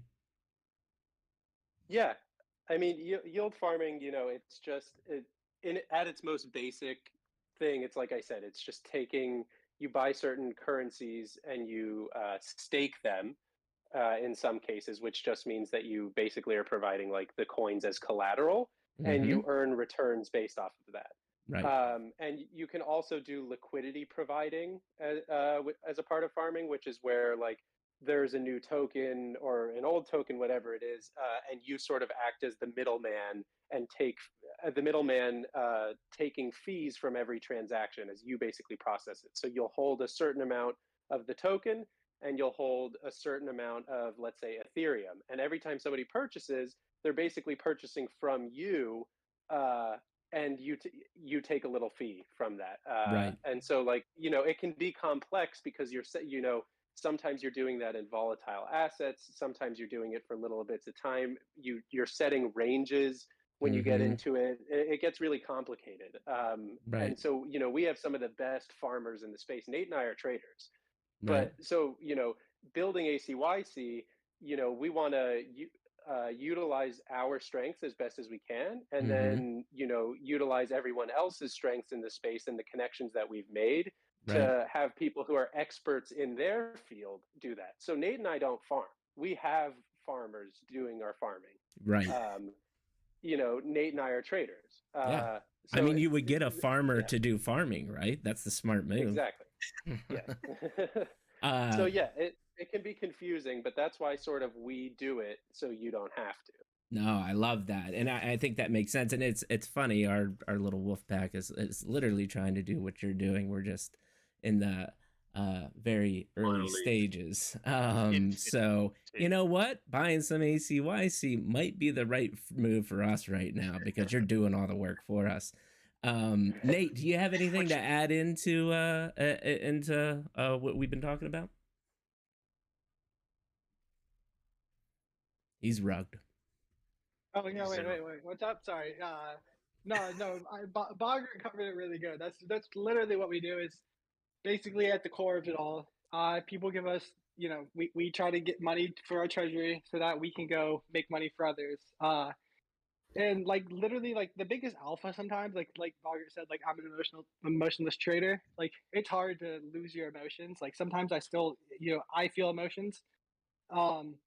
And that's pretty much what people are paying for. They're paying for on the days where, the market goes down, you should be happy because you know that people, if our treasury lost 10% that day, we would expect you to have lost 30.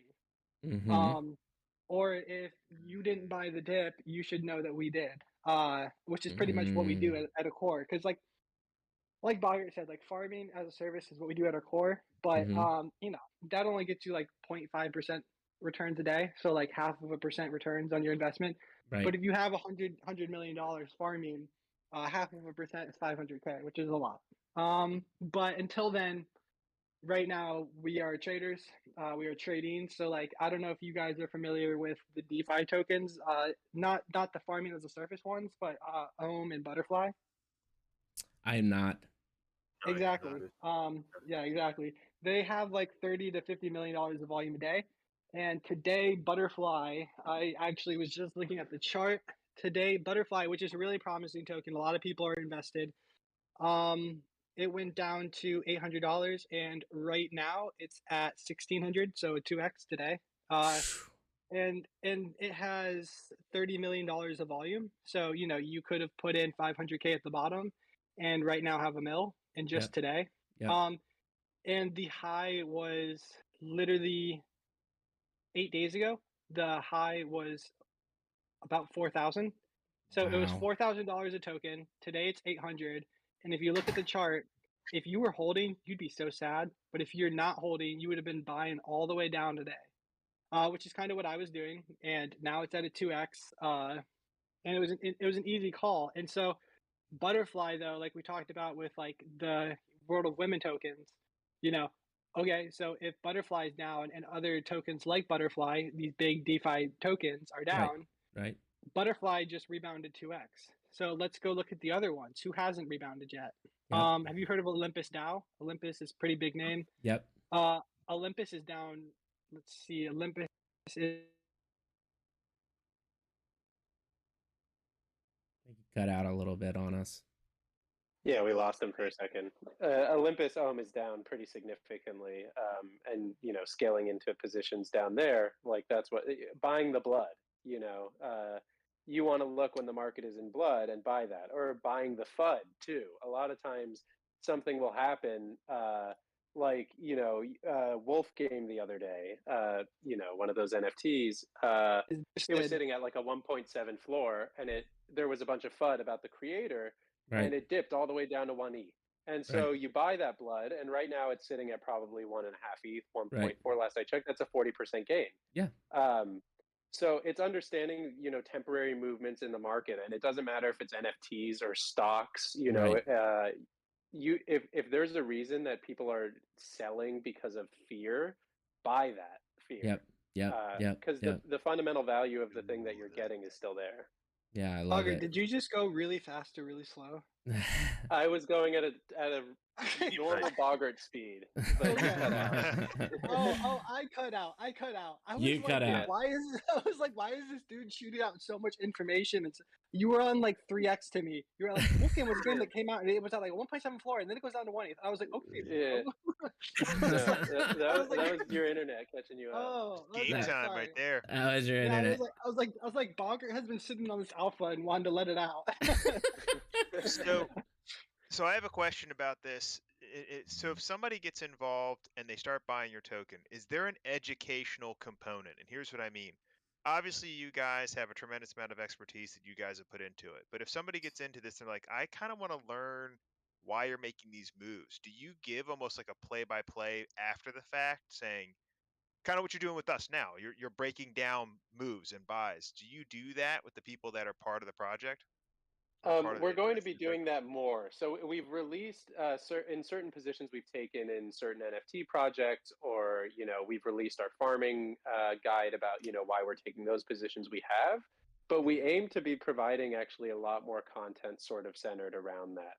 Even going as far as educational content hosted on our YouTube channel that isn't centered necessarily around ACYC or specific movements, but more larger general market experience. But yeah, I mean, we would love to be providing, more of that play-by-play for you guys, because it is.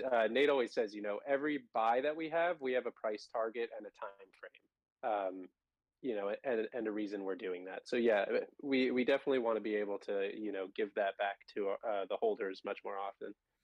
Yeah, and so I think that's a good way to bring into something we heard you talk about in your last Twitter space, is the kind of the alpha pass that alludes to that of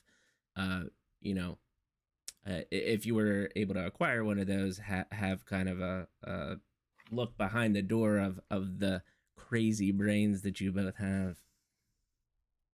Yeah. So the alpha pass is something that we've teased, and we're working out the logistics for it now. But basically, we have tools that we use in the form of a private channel that are reading an insane amount of data from markets, from websites, from Twitter, social media profiles, and sort of filtering all of that. It's like it's a massive amount of data, more than just tracking people's wallets, which is part of it too.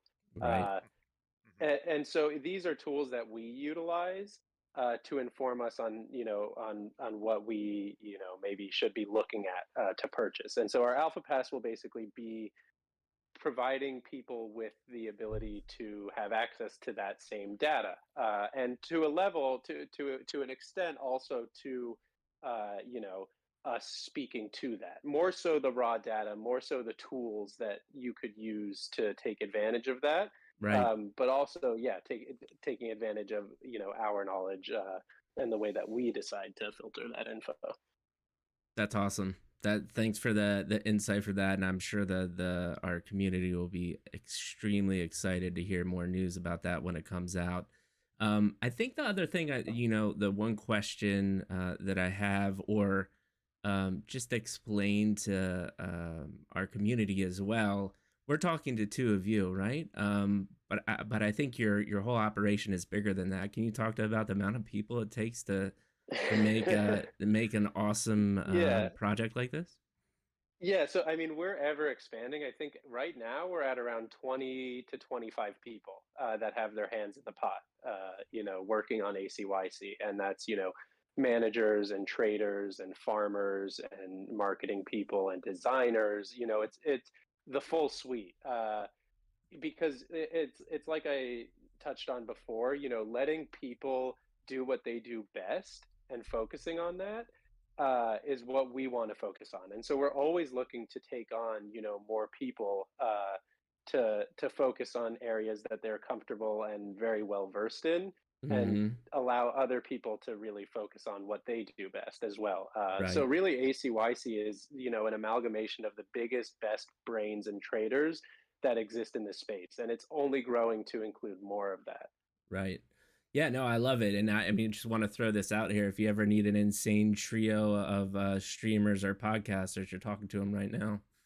Yep. Yeah, totally. I mean, you guys are great. This is great so far. Thank you so awesome. much. We appreciate it. Yeah. Yeah, Nate, do you have any other things that you want to touch on AC Capital as a whole, ACYC Capital as a whole, and kind of, I think another thing would be interesting from either of you is like, why you? Why should we invest in you? I think a lot of people are already ready to go, but I think it's always nice to hear people's kind of elevator pitch in essence. Personally, for me, I always say to people who are looking to invest, that, if you believe that we can make money at a greater rate than you can, or you believe long term we'll be able to do that, then buy the token. Because, our entire, pitch for the token is, if we're making a bunch of money, we expect a bunch of people to be buying our tokens so that they can get rewarded. And if they're buying tokens, as Bogger explained, every buy reflects tokens out to previous holders. And every time we get profit off of farming, we buy back tokens and then reflect those out. So if you think that we can make money, then buy our token and hold it. And I always tell people too, you don't have to like put in a lot of money. Like, you can just get your toes wet right now, because, until the grand bet is that we can grow our treasury to 100 mil, and that we can farm 500K a day off of that 100 mil. Because if we can, then we will be reflecting out 250K of it, because 50% of our profits from farming are reflected to holders. So long term, if our treasury is 100 mil and we're making 500K a day, then we are going to buy back 250K worth of tokens every single day and reflect them out. But obviously our treasury is only at like 4 mil right now, so it's not at 100 mil, and so we're early. Don't make an investment into ACYC that you would try to like flip. Like, if I had 20 Ethereum right now, I would put 0.5. I would just get my toes wet. Right. And if, the meme season, like, our three pinnacles are memes, NFTs, and farming. We expect to make money those three ways. The meme season is not here yet. But in my opinion, from what I've read in the market, the meme season is around the corner. Maybe a little educational content for your viewers. We like to say when NFTs aren't going parabolic that crypto's going parabolic, but that's not the truth. It's when NFTs aren't going parabolic, memes are going parabolic. Because a little bit of backstory, a lot of people who got into NFTs that weren't here at the beginning, like who got in, I would say around June, all came from memes. They came from alpha groups that used to call like Shiba and stuff like that. And they came from the meme coin markets in general. Some of the people came from DeFi, but that was later on. But for the most part, a lot of the people came from meme tokens. Right. And what happens is, once everything stops, like, and this is like the other side of NFTs that people really might not know about. There are like calling groups on Telegram and stuff that do call these little tokens. Like, sometimes you'll see these things go parabolic and you'll wonder why. And it's people are calling them like big groups. And once everything has been pumped and everything has been dumped, they move back into memes. Because what happens is, you get tokens like, and I'm not going to say Shiba because Shiba's a little bit less volatile at this point, but you get tokens like, let's say Floki or something. Floki at its high was at like 4 bill, and now it's sitting at 1 bill. And Mm-hmm. so it's down, it's corrected. It has room to go back up now. So maybe these dudes start calling those tokens again. And the thing is this, it's not only that they call to their group, what they do is it's like a ripple effect. They say, hey guys, start opening your positions in Floki. And then their friends, the people who are listening to the messages, say, hey guys, listen to their friends that they've met on Telegram. Hey, get into Floki. We're about to start getting into this. Right. And then that's how you get the macro pump where Floki pumps, Shiba pumps, Dogecoin pumps, all this stuff pumps. And so we're almost at a point where, NFTs can't go much higher across the board. Everything's kind of pumped. Right. Now let's start looking at the meme tokens. And so that's kind of like how, ACYC operates, because once that meme season comes around, that, in my opinion, is much easier than NFTs, because all you have to do, like NFTs are already easy, but memes are easier because all you have to do is buy the ones that are promising and hold for about a week or two. And then, Yeah. I feel so emotional selling memes like all the time. Like,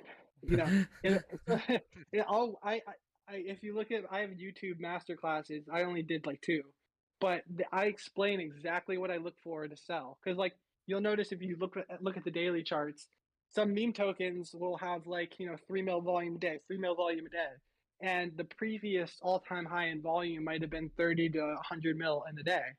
And so Mhm. what you do is you wait for another day where it hits 30 to 100 mil, and you start scaling out on the first day. So if your volume goes from 3 mil to 6 mil to 12 mil to 15, and the next thing you know, you're at a 30 mil volume day, that's the day where you start hitting the all-time high of previous volume, and you start scaling out that day, and you completely scale out the next day. It's the 1-2 get out. And Mm. on 90% of the charts, if you go to the daily view, you'll notice that on the highest volume day, it hits a peak and it can go up even higher the next day, but on that third day, it always drops. Right. You're at your exit liquidity at that point. Yep. And so those are the easiest tokens to read because memes always do that.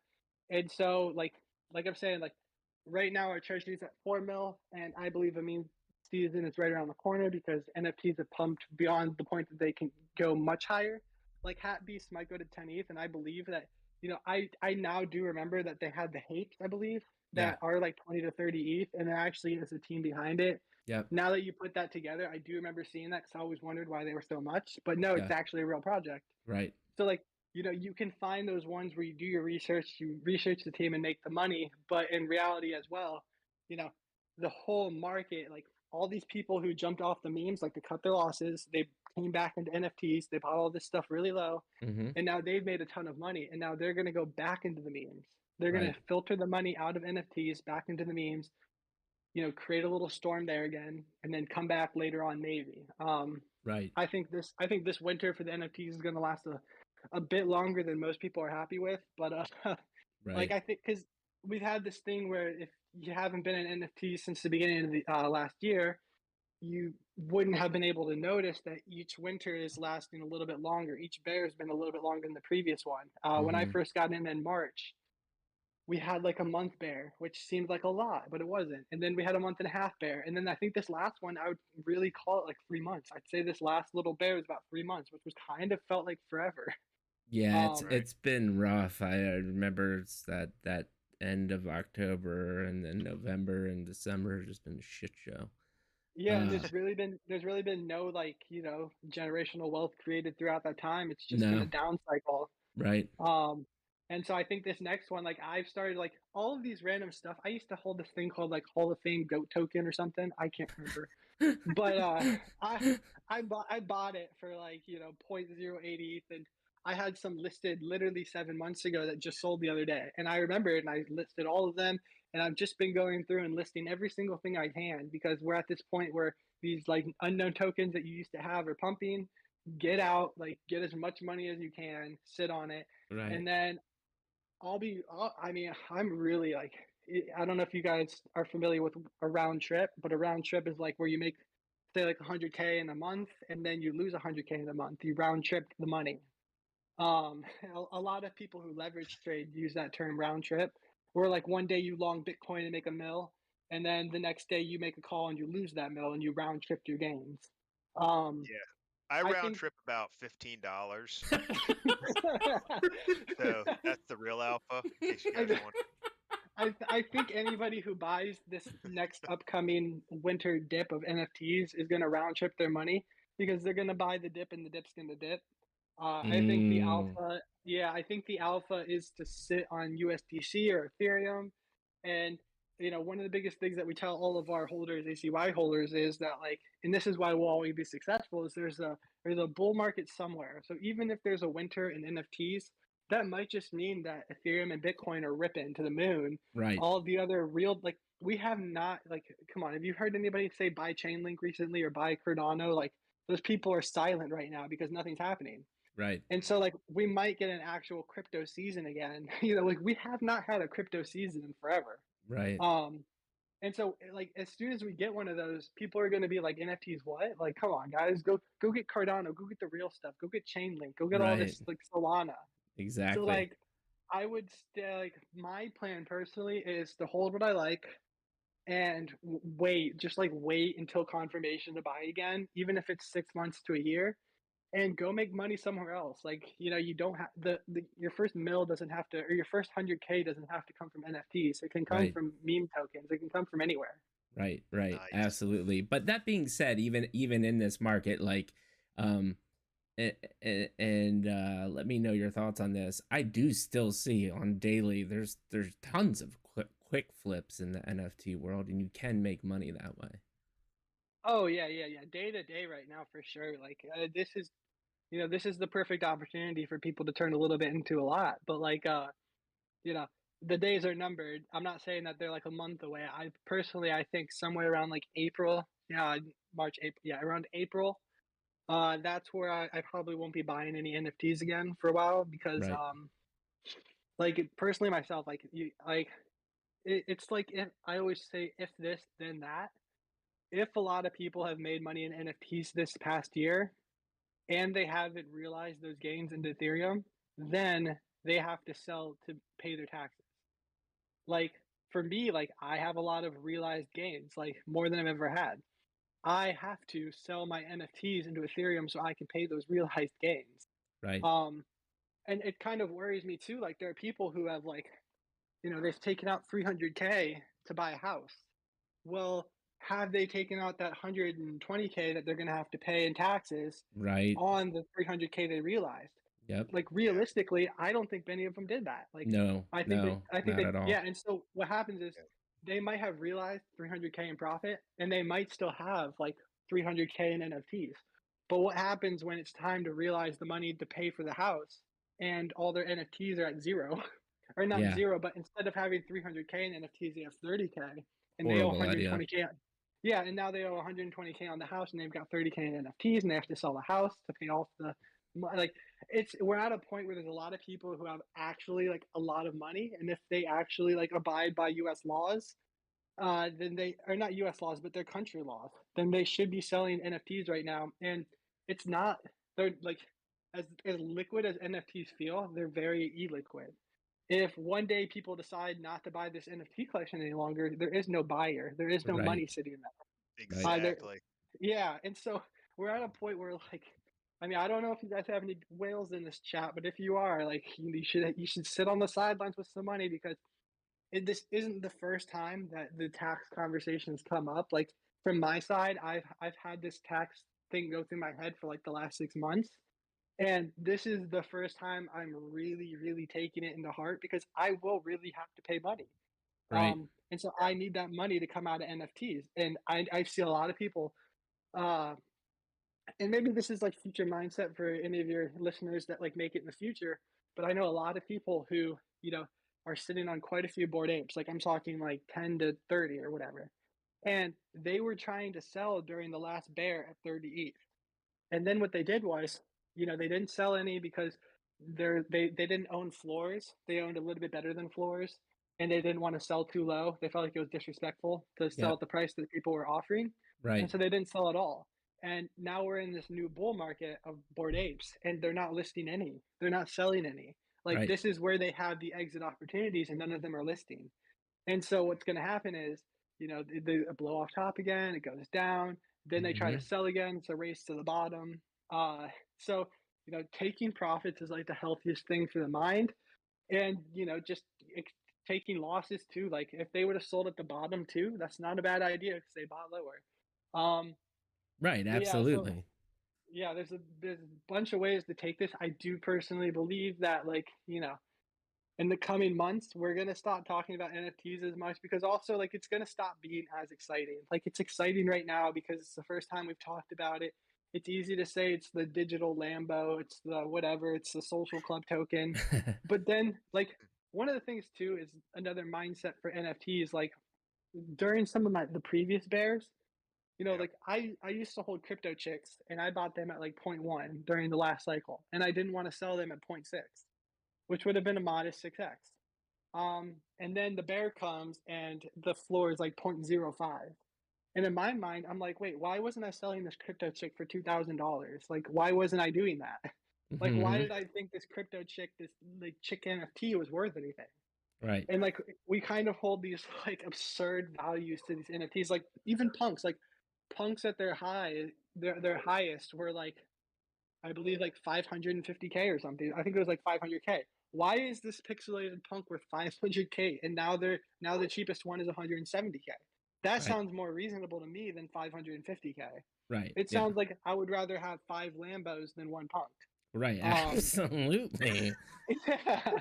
So like, would you rather? Is it a bigger stunt to post on Instagram 5 Lambos or one punk? I think 5 Lambos. Right. Um, No, absolutely. yeah. So just some mental ways to actually like. I got delusional during the last stuff too. Like I should have been selling some things a little bit higher, but I'm glad that I learned that lesson. Like I didn't lose money, I just didn't make as much. Yeah, True. absolutely. Bogart, do you have anything to add to there? Yeah, I think it is. Not getting too attached, but also it's like, I love to save something for the moon as well. And there are things you have to approach every investment differently. So for me, with my Kongs specifically, like that's something, this isn't money I'm thinking that's going to move fast or double or triple, in the short term, and that I'm going to cash out. There are certain investments that you want to set and forget, and like there are ways to invest in the long term, and finding the long term value of things, getting in at the ground level, be it in a token like ACYC or in a protocol or in a project like Kongs, like those can be massively lucrative plays too. So it's just hedging your bets and deciding, setting points to take profits is super important. Like Nate said, Yeah. we all could have probably taken better profits on the last bull run, and that's fine. You know, but you want to set your targets, you want to hit them, you don't want to be emotional about it, and you don't want to look back. People, it's if you made profit, profit is profit. Like, don't feel Right. bad if you sold something and it goes up another ETH or two. It goes back again. You're not going to time the tops and the bottoms. Right. You made profit. You met your goals. Like, be happy with that. Yeah, yeah, So absolutely. just have intention with your investments. Know what you're buying, why you're buying, and when you're exiting, when you go into it, and then just stick to that. Yeah, no, and you make a great point there. Like one of the thing Asher always grinds me on is I was that, I did advertising and art my whole life, right? So I really do buy it. I got into NFTs because I really appreciated the art aspect. And it's not till recently that I'm like, well, this is an investing game too, and I got to use my head, right? So I don't know. There was this project Nano Pass. I don't know if you heard of it, and Mm-hmm. I was fortunate to get one, and that thing was almost at like 2 ETH, right? And Asher is like, and I'm like, oh bro, I'm getting my black box. I'm totally gonna hit the lottery and get some mutant ape. It's gonna be sick. And then of course it's like one of 5,000 something chance to get it. And then sure enough, the black box is open. No one really gets a ton of things and it tanks, right? But the reason why I bring it up is I still sold that thing at I think 0.85. So I made like, even though it feels like it was a big hurt because I knew it was at 2 ETH, I still made good money, right? And I should be proud and happy of that and then move on. Yeah, 100%. I mean, it's so hard, and it's like Nate said, he made his profit on Doodles, selling them at 3 ETH. I mean, Doodles are at a 10 ETH floor. I don't think he's feeling guilty about it. He made his profit and took it elsewhere. Right. And, just being happy with that is fine. And, be happy, be fine to take losses. Don't invest money you're not willing to lose is a really important one. Right. And sometimes you could be willing to lose everything. And that's fine too. That's an investment strategy to say, fuck it, I'm putting all of my money into something. Like you did with the Kongs. Like I did with the Kongs, exactly. Sometimes you can make those bets, and that's totally fine too. Just like have a purpose. I think a lot of people get caught up, and you just are buying because you're trying to catch the wave, and then you're sitting there holding something, and everyone does it. Even the best traders do it. You're sitting there holding something, and you're like, why did I just get this? And sometimes I do that. You get something, you're like, man, I don't want this. I don't need this in my wallet. Like, I'm going to just dump this thing right now. It's been 3 minutes since I purchased it. And that's fine too. Like, everybody makes those mistakes. That's all right. We're humans. But do your best to, invest based off of like a principle. Right. Absolutely. I think I always feel like that on these free mints, like how, I mean, there's one I actually bought it, and then I was like, I checked the wallet, checked your guys' wallet, and I saw that you guys got those Nobi toads as well, and I'm just like, why did I buy this? I mean, like, some of these free mints, I'm like sometimes I'm like, oh, this is doing well. I mean, and then I don't know if you saw like last night, like all these DAOs coming out. There was Belle Delphine DAO, there was Mia Khalifa DAO. I mean, it's just like the meme. I mean, sort of meme season, and I mean, just like some of these free mints, you're just like, what am I doing? And then some of them you're like, oh, this is a good bit. But I mean, some of them just like, and that's how, like, be it crappy NFTs or shit coins are like my specialty. I love to like lurk and buy these shit coins, and like it's so dangerous. You can throw $1,000 at something and it's literally worthless in a second, or you're scammed in a second, and like you're just on to the next one. But it's all just part of it. It's part of this space, and like you can allocate a percentage of your portfolio to like degenning, as we like to call it. If you want to like degen with some ETH and like do these crappy mints and get these like ugly toads, like that's cool. Like if that's your reason, just do it. If it's based on reason, do it. I think just like having principles for what you're doing is the smartest thing. That's such a good, because I love that. Like I love just chasing these crazy art projects, hoping that something happens with it. It's fun. I think it's fun. I think a lot of us think it's fun. Ash, so I know I told you all before we hopped on the stream, 2 hours is nothing to us. We could keep on going. But we have a ton of questions coming in on the chat, so I want to be cognizant of that. And now that everybody has heard you both talk, they are chomping at the bit for your generous $1,000 worth of ACYC coin. So we're going to be running some marble games for that. Before we get to community questions, I think we must do two things. One, love to hear any kind of just closing thoughts from you, Bogart and Nate. And then I also need to give the floor to Asher, because I know he has a bajillion questions, and he at least gets to ask a couple before the community chimes in. So Nate, Bogart, any other kind of thoughts, lasting thoughts? Really awesome conversation. I hope we can have you on again in the future, maybe closer towards that alpha pass, whenever you decide to drop that. But this has been so great so far. Yeah, Nate, I mean, you should, well, what you is, it's just like I said, there's going to be ways to make money in all of these markets, whether it's a bull or a bear, and you have to just find the value there. Consider the money that you're losing your tuition fee, and that's totally okay. We're all going to do it. And the best traders that you've ever seen lost a ton of money and still lose money. And that's why it makes like copy trading isn't like necessarily the best strategy, because everybody's going to make those mistakes. So finding what works for you, if you're a shitcoin trader, be a shitcoin trader. If you like minting stuff, mint stuff. If you are like Nate and want to like snipe rare traits, then like do that, and that's awesome. And just be ready to lose money and be ready to make it. But it's a really fun space, and if you're too scared to participate at all, buy something like ACYC and, you know, have somebody else do it for you. Right. There's options really for everyone in the market. Right. Absolutely. How about You know, Nate? Yeah, I would say my closing remarks are don't marry the market. Like, I make money multiple ways. And like my biggest piece of advice I used to give people is track successful people's wallets. But just know that like some people track my wallets. And one, I have wallets that people don't know about that I still do like my fun flips on, like where, you know, I told you guys earlier on, like I look for people who accept bids.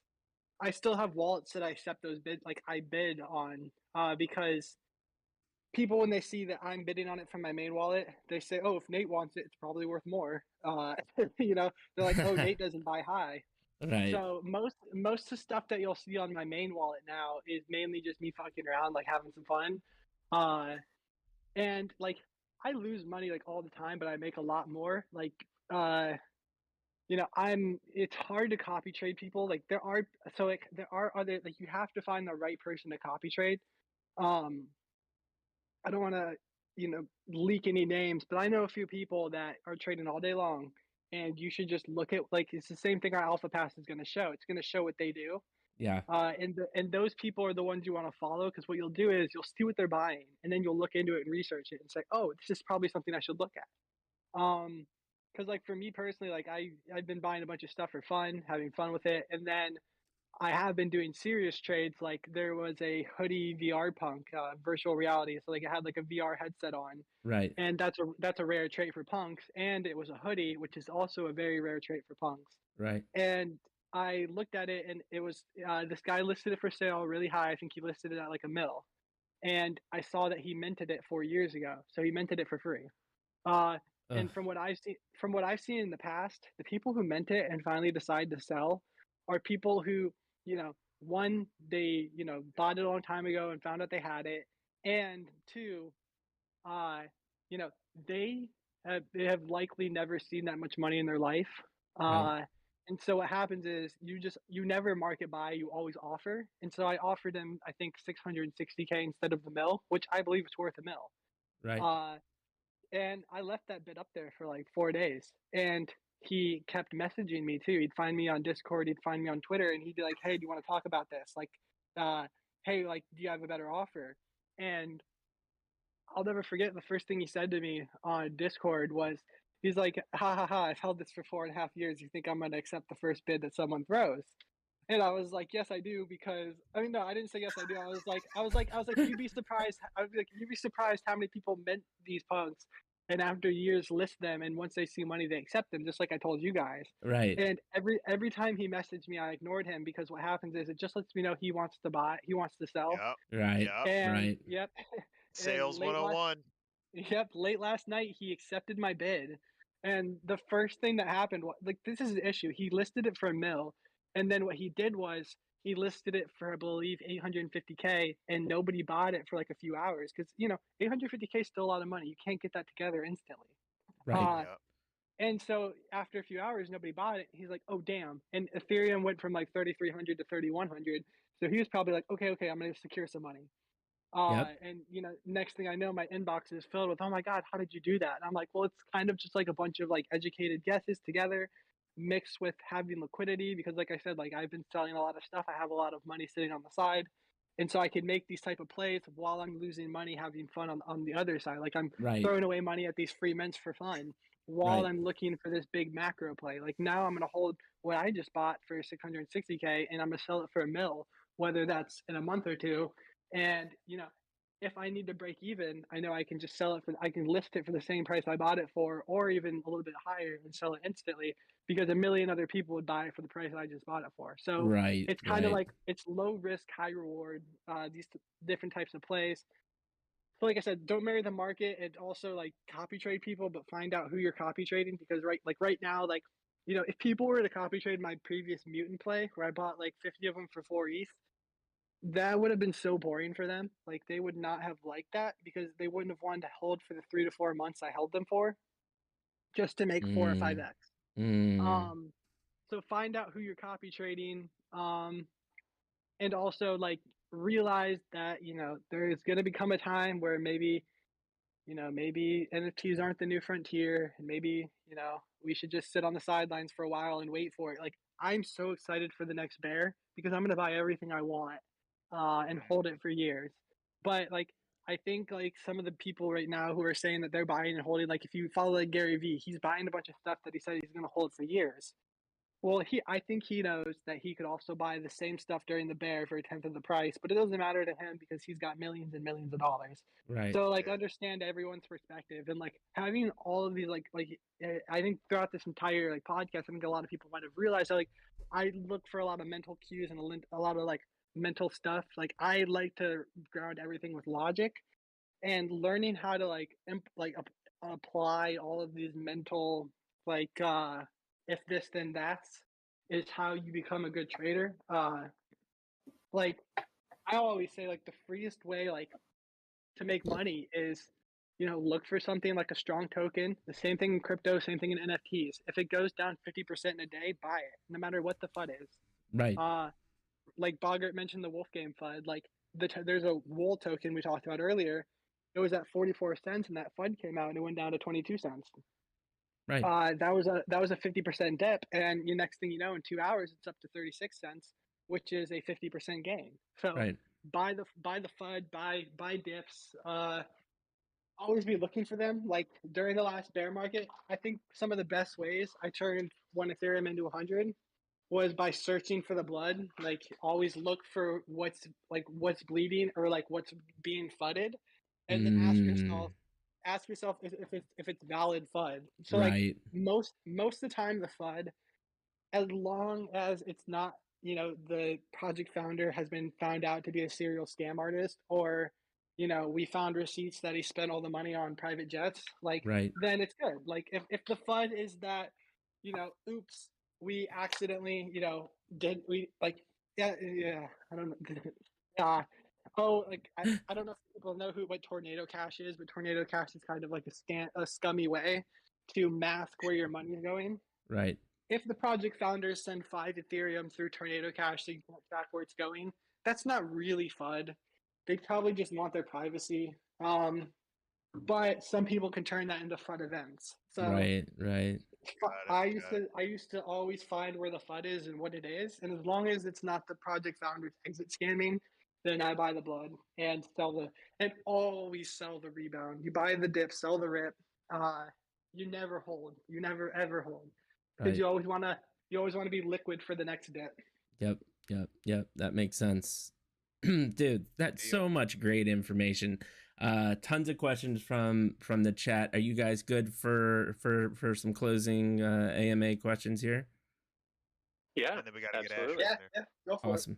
All right, but before we do that, Asher, the spotlight's on you, man. You're one of the co-hosts here. What do you want to ask? What Are do you just... I want to ask? I mean, shivers. I mean, one question is I mean, obviously you're talking a lot of ETH. Now, do you guys dabble on other blockchains whatsoever, or is it just predominantly, in terms of the NFT scene, is it just predominantly ETH? For me, I'm just on ETH. I mean, other chains, they're great gains, and Right. we're also, we are investigating for ACYC specifically. Like I know Arbitrum and Magic has a lot going on. It's just we're native to Ethereum, so it's easier, to recognize and capitalize on those markets. Uh-huh. So you might be sort of looking to maybe recruit someone for the Solana space, sort of thing, maybe. Yeah. We're not against it. No, we're not against it. Yeah, Oh, and honestly, Oh, honestly too, I don't know if you guys heard about it. I mean, personally, I don't look at those chains because the project prices are a lot lower and the volume is usually not the same. And I'm using a lot more capital. But even Cardano apparently just released NFTs like a while back, and Right. they had their first project recently that went to like a $3,000 or $4,000 floor, which is kind of a lot for a Cardano based NFT. And like mind you, earlier I mentioned that like Bored Apes kind of came out of the ashes of Top Shot, where a bunch of people were down who were previously bullish on Top Shot.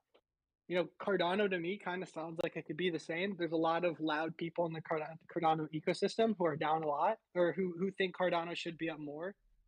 And they're finally doing NFTs, so maybe these guys are going to hype it to the moon. But other than that, everybody I know is in Solana too, if they're not into Ethereum, because the gas price of NFTs is a killer. Yep. Like it sucks mentioning to people that they can't start out with $500 anymore because they're going to spend $100 on their first buy. Yeah. Like, yeah. and just gas. Yep. And then you sell an OpenSea, you got that first time listing of about $100 plus gas again, and I mean, Yeah, exactly. you're down deep. Sweet. Well, I'll just end through my resume after this for the Solana space, but I mean, so, yeah, I mean, it's just been an absolute blast. I mean, I've just sort of been here, just blown away. I mean, as I sort of said to you before, obviously you came on. And just for the people, I mean, we sent a list of questions between 10 to 20, and we got through one, maybe two at a push. But I mean, yeah, I'm sort of happy to go into the community questions. I mean, I'm just going to blow up their DMs after this. I mean, there's absolutely no stress there. But yeah, let's just go into some community questions. Have you got any on the top of your mind, Matt? Sure. So I'll just go kind of from the top. We got a couple. Yeah, The first question I see is any thoughts on Wonderland? With time and everything. I don't. That's all. It just says. It says. What are your thoughts on Wonderland? That's. From Yeah, it's interesting. We're looking at it. Time is like taken like such a serious beating recently. But pretty much everything finds its bottom. So we're definitely looking at that ecosystem. Gotcha. Also, I'd like to add too with time, like, it's such a new like realm, because if you guys are like familiar with time, it's pretty much almost like it's not an unlimited mint, but you're rewarded with time. And so like it's Ponzinomics 101, like if you're rewarded in time and to realize your gain, you have to sell the time you're rewarded with. It's a race to the bottom. I know some people who are bullish, like super bullish on time still, but like risk versus reward right now. If I wouldn't be looking at like the time ecosystem. There's I believe other stuff that is more healthy in the short term. Okay. Yeah. Okay. What about looks? Looks token. The looks token. Yep. Another. So like, it's the same thing. It's the same thing. I don't know if you guys are aware, but there's about $10 million. Actually, I think at today's price, about $12 million worth of looks that are trading reward tokens every day. So if you trade on the Looks Rare platform, it's a split prize pool of $12 million worth of tokens every single day. That's another race to the bottom. Even though Looks is going up right now, there's got to be a point where the buying pressure, you can't keep filtering in that much money every single day. You can't filter in $12 million every single day to absorb that selling pressure. But long term after the correction, I think it's as long as they keep developing and as long as Coinbase doesn't absolutely destroy like any opportunity for there to be OpenSea competitors, then I think Looks is a really good one, because some of the best people in the NFT space are working behind it, and I trust them. I trust that they know what we want, and they're doing really good. And I think the way that they've done, even though I talked about like how the selling pressure is like astronomical, I still think they created a great model for how the platform like rewards people who sell, because I've chosen to sell some things on there, because like I've sold a Bored Ape on there and I've gotten like almost 2 Ethereum worth of Looks reward tokens for selling it on their platform. And that's an incentive for me to sell. And those reward tokens will be there for a while. But same thing, like I wouldn't speculatively buy it right now. But I think that the platform, as long as they can keep rolling out good updates, because even right now you can't even filter the collections by lowest to highest price. They don't even have that filter, which is a really important one for me. For sure. Yeah, so that's And my I would personal I would thoughts. also build on that and sort of say like Nate's saying, like them being able to deliver on what they're building is important, but it's also important to remember like one venture capitalist firm like can throw so much more money than even was like seed round raised for Looks into building another platform.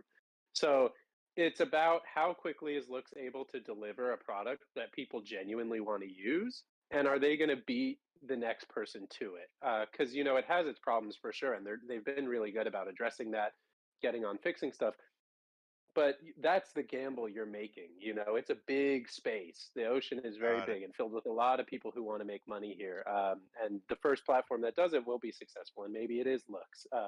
Their incentives are awesome right now, and I'm excited to see where it goes. But you know, that's the risk reward is just what you got to measure with it.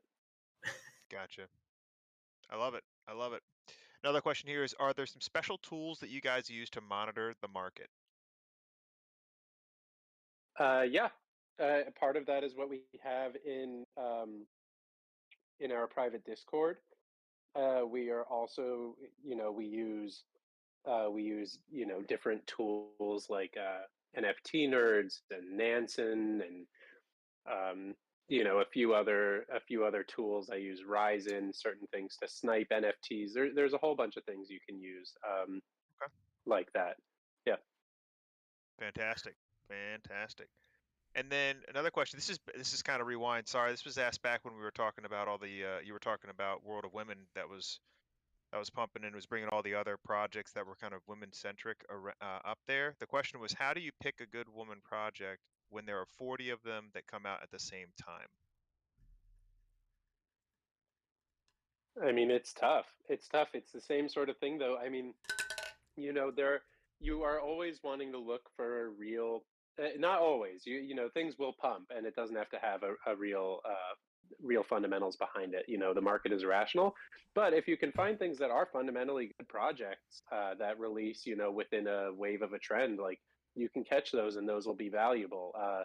You know, Boss Gotcha. Beauties, when they came out, they were just following the trend of World of Women, but they're a valuable, you know, they're a valuable thing, and now they have, you know, big partnerships, and you know they're able to actually stick with their project. So you're sort of just value hunting. Okay. Yeah, and then to build off that too, like with the alpha women, like that went to a 0.64 because a lot of influencers were backing it. So like Pranksy, who is a big NFT influencer, was very vocal about his support for the alpha women, whatever. Alpha Girls Club. Yeah. Alpha Girls Club, yeah. And like I said earlier, like Pranksy and Dingaling kind of put Bored Apes on. They were the kind of like the ones to get that in the Top Shot's hands. So it's like following the right influencers during that time and making sure that you're not buying the top.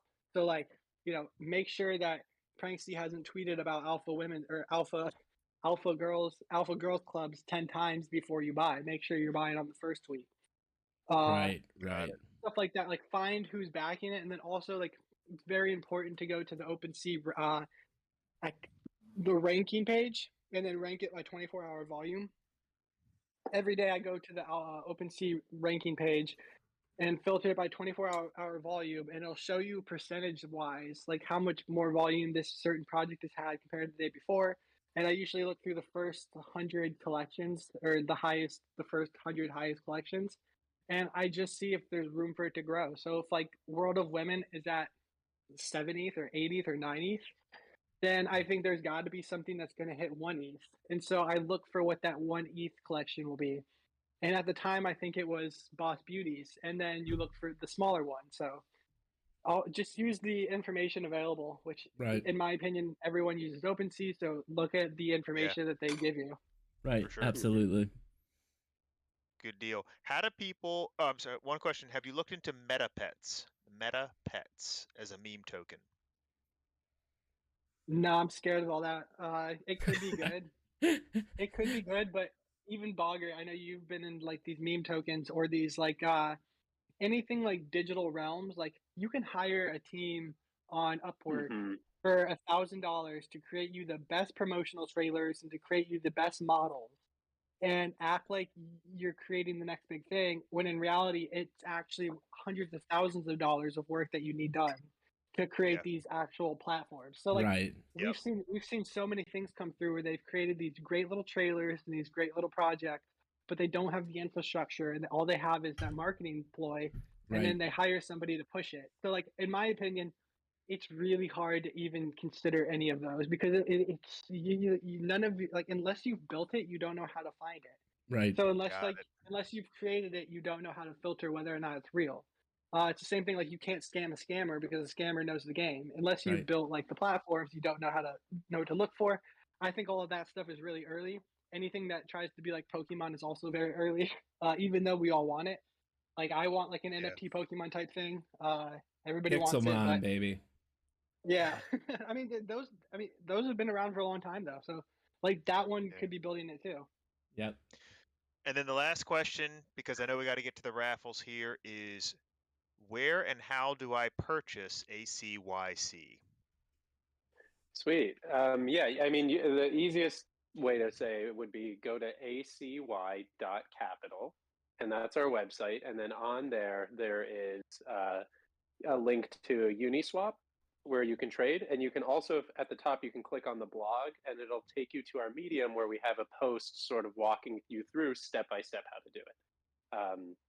So yeah, following that guideline is really easy. It has all the links. That's it. Beautiful. Okay.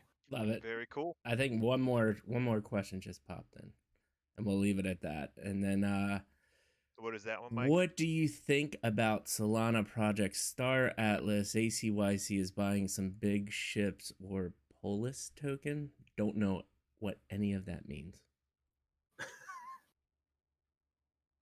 Yeah, I mean, I've heard mean, of like, Star Atlas. What do yeah, you I've heard guys of thought Star on it? Atlas as as the game. I don't personally do Solana really, so I can't speak to that so much. Okay. Okay, cool. Gonna ruin my job interview. I mean, what's going on? Uneducatedly bullish on Star Atlas, but like Bogger and I talk to a lot of people who are just as smart as us, if not smarter, in their respective realms. And the Star Atlas ecosystem has a lot of room for potential to like make a lot of money. Right. But from what I've gathered, there's a lot of stuff in the ecosystem that's already overpriced. So it's just like they've got so many different components. Mm-hmm. So I don't know enough, but I do know that you went in and did your research. You could probably make some good money. Right. No. Great point. So yeah, I mean, I think we are now well over 2 hours. Appreciate your time so much. We would love to have you back on in the future, just to touch in and touch base. I had a blast with you. I know Ash and Matt did too. Ash, Matt, do you have anything final things to say other than a big ass thank you? Big ass thank you is definitely something, and I love the information, the education side of it. Just one of the things that I wrote down was the difference between essentially gambling and investing is emotion. That was a big when you were able to say how you could turn the emotion off. I think that's a hard thing for a lot of people to do, especially in the NFT space because they work so hard to get whitelist. They'll sit there and grind, and that of course adds emotion to the equation. So being able to like detach from that is definitely a big thing that I took from this. So I really appreciate it, guys. This is awesome. Yeah, thank you guys for having us on. It's been great to have like an extended conversation and talk a little more about our personal experiences and background in the space. And I'm sure we'd be more than happy to come back on again. Yeah, of course. Oh, that's awesome. And we do have one always final closing question. And Matt, I'll let you take it away because you ask it best. All right. So we love doing this. We love having these conversations. And now that you have, because everybody goes into this like, man, do these people really talk for 2 hours? This is, how are we going to do this? Now that you've sat in the seat and you've had this conversation with us, we always like to ask, given what you know, who is somebody that we would benefit from having a conversation with, our audience would benefit from hearing from, who's somebody you guys think would be a great person to have on our show that we should connect with?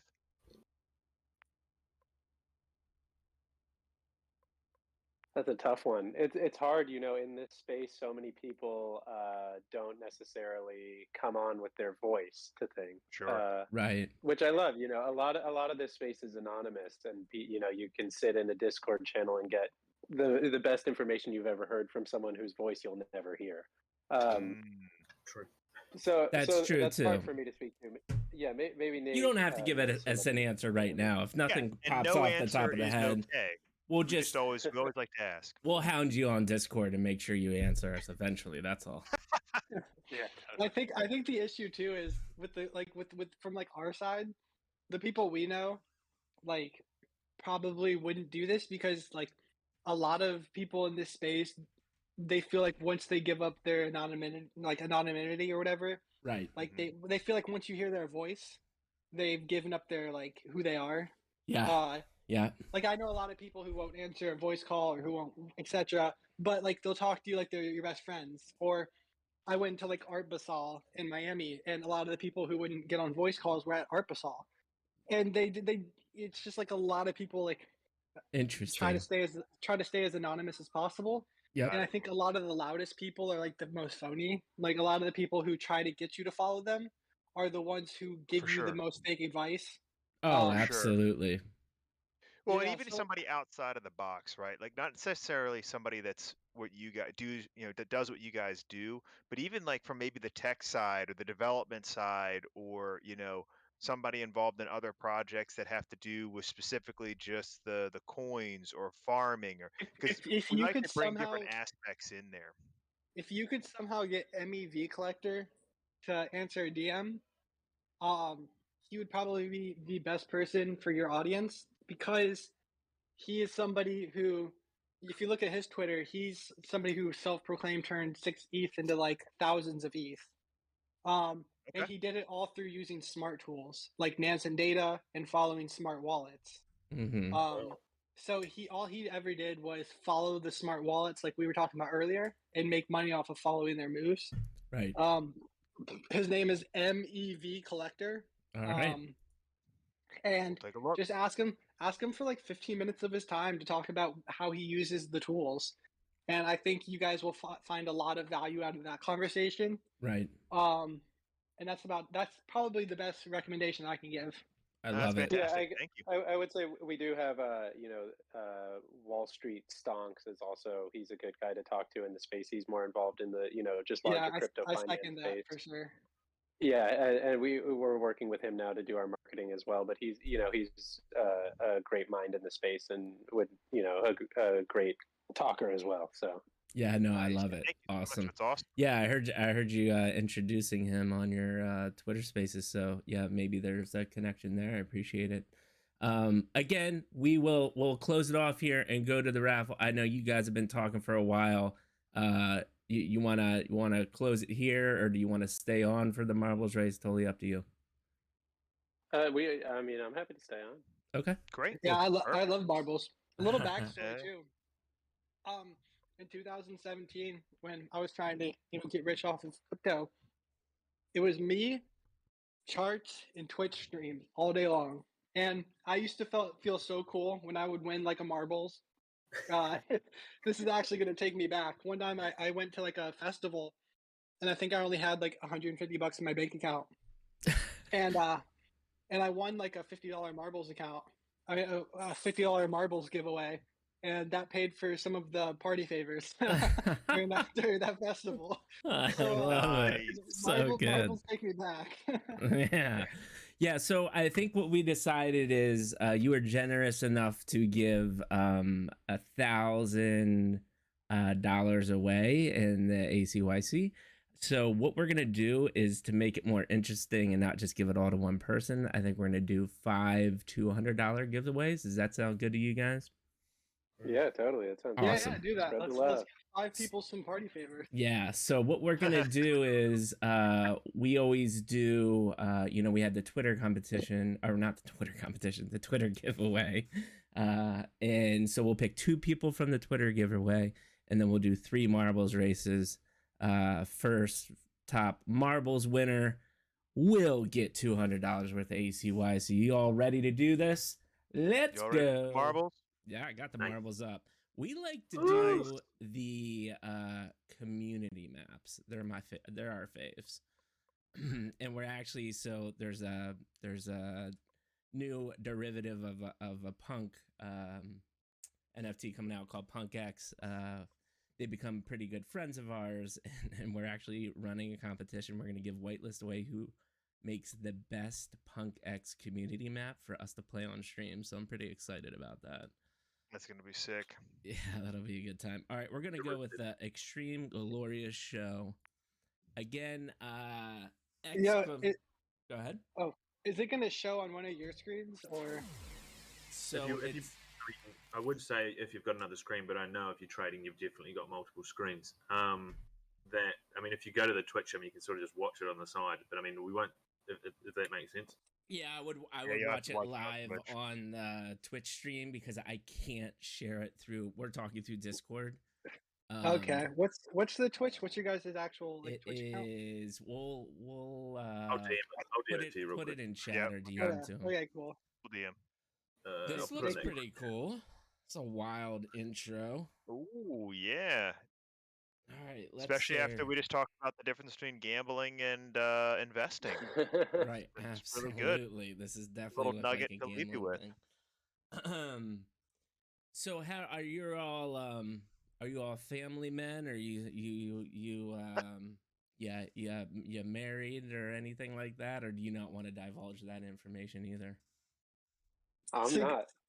Significant Oh, other yeah. and child. Yeah, absolutely. Nice. Now, how awkward would it have been if you just said no? Just. That's make that- fine. There's no do that. awkwardness. I think it's a regular question, right? No, it's perfectly fine. Perfectly fine. I do not. I live on the West Coast, and the expense of living here has held me back from having a kid yet. Just like $3,000-$4,000 a month. Daycare ain't looking too fun right now. No, I don't have any kids. I have a 20-year-old cat and I have 4 ducks. Oh, you have ducks? What? Yeah, Wow. I have 4 ducks. Badass. How is this not I- as part of like your intro?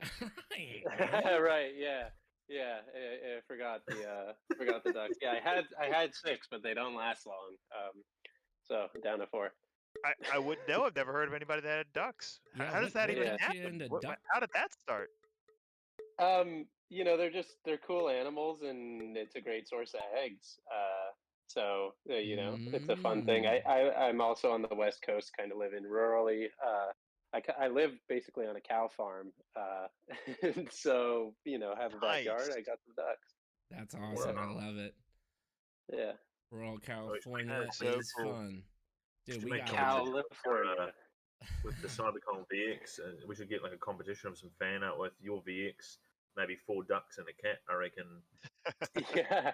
Yeah, UPFP totally. coming in real quick. Just thought- saying. I thought with all your cyber Kongs, you're gonna say like you had a real life Kong sitting in your backyard. Yeah, right. A big gorilla in my Yeah, just backyard. like big ass gorilla in the Exactly. backyard. Although I think that would be a bad thing. Holy crap, this thing is going quick, and we still have like a bajillion people. Who's gonna win this? Whoa. That's awesome. Whoa! What happened there? Torabiano. I love trying to pronounce these names. They're most the ridiculous things ever, and I screw them up. Congratulations. You won the first Man. $200 worth of ACYC. I wish I was your marble. That's all I gotta say. All right. we And need what to are we collecting? What do we need? So I'll grab Discords and then I'll grab addresses just through Discord. And Yeah, we'll just need Okay. addresses from them. Yeah. Perfect. So I'll we grab all got that. a little wallet collection set up in our Discord. So we just need anybody that wins, we need the Discord name in chat as soon as you possibly can. If it takes too long, we will move to second place. We have been known to do that. So Yep. time is of Exactly. the essence. Especially when we see you were able Oh. to type 28,000 boosts during the race and you can't give us a Discord name. So one of the things we like to do. Oh, he was guys, right. Look at that. He was like, zip.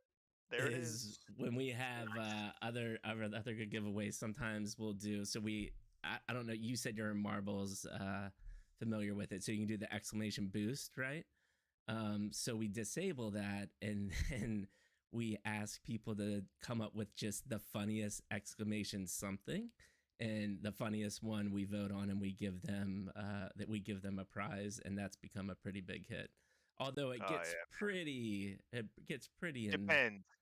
It can get a little bit crazy. Yeah, it gets pretty close to us getting banned from Twitch, so we've had to hold back a little bit on the exclamation game, but it is fun. Oh yeah, I mean, listen, you just said that, and we immediately got an exclamation point balls. Yep, there you go.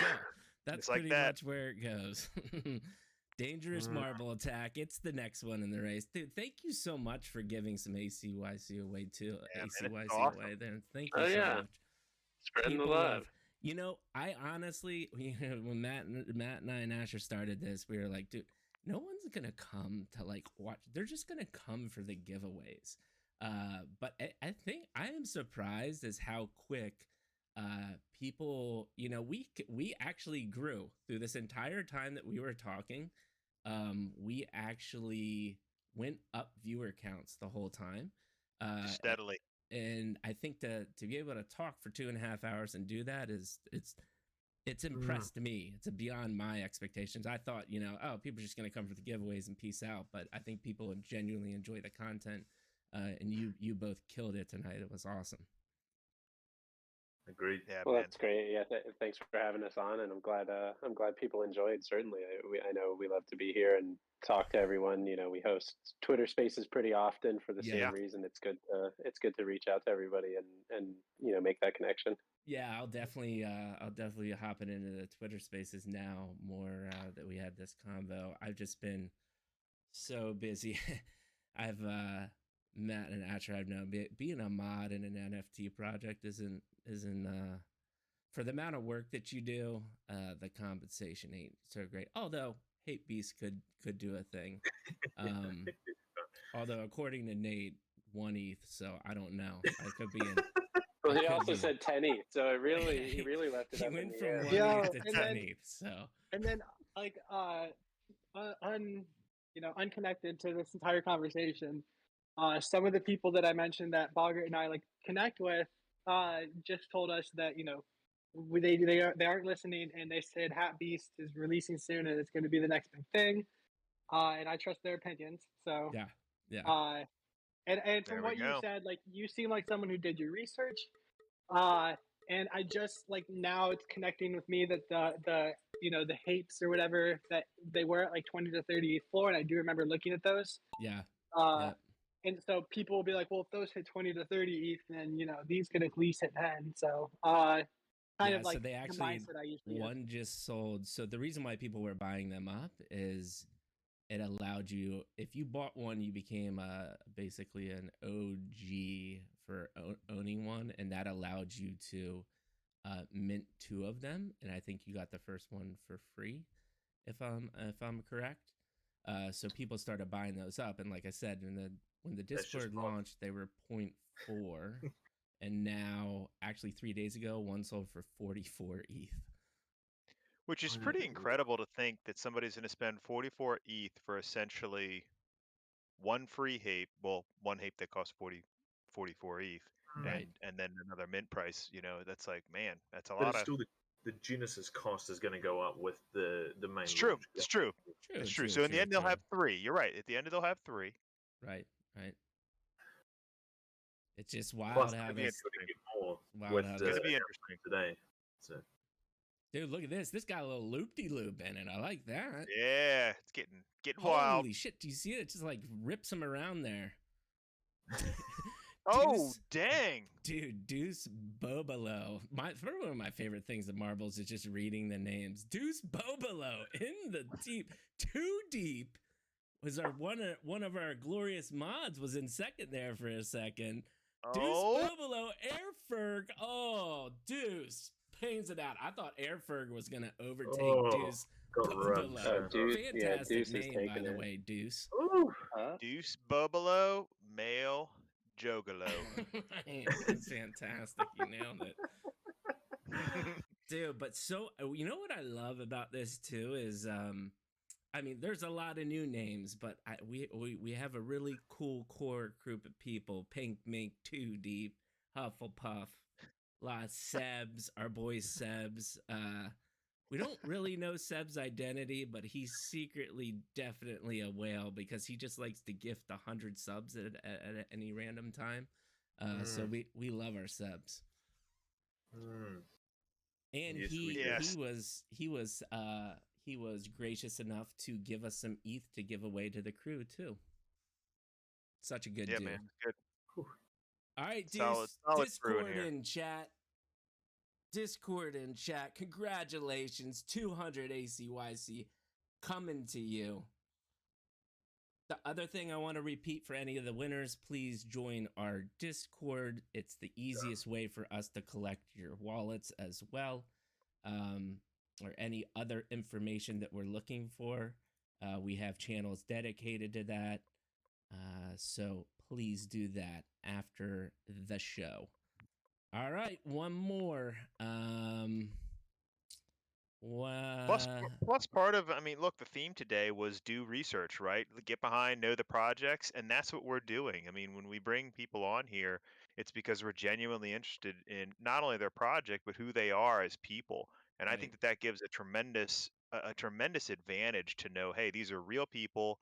They've gone through the same. I mean, both reflected. We got Bogart and Nate both saying, hey, we fell a lot during this process. We lost a lot of money, and then we made a lot of money, and then we lost a lot of money. And so it's kind of like it mirrors these same emotional things we all feel as we go through that.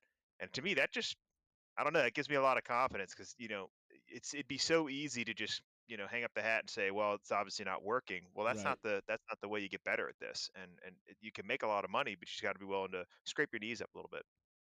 Bogart and Nate, I think you would be happy to know there's a lot of exclamation reflecting in chat as well. A lot of reflectors.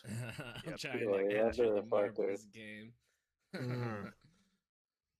Now, Deuce, if you're still there, brother, I've just tried to add you on Discord, but it says your username isn't valid. Now, I mean, I thought I'd just let you know so we don't give it to someone else. I mean, you basically got to the end of Marbles. Otherwise, we'll probably have to roll it again. If I can't add you, I can't get your deets, bro. No, yeah, that's a I problem. mean, it would suck to suck. I tell you. It would suck to suck. Well, I don't know about you. I'm pumped. I got the day off tomorrow. I am degenning, hate minting all day long. Super gonna be amazing. excited. We did get an exclamation point. This is Sparta. Ooh, I like that one. That movie is, reference. That's a cheat that code. is a dude. When 300 came out, Matt made me watch that movie about 45 times. Matt is the kind of guy that movie. You're welcome. You're welcome. You're a better person because of it. Yeah.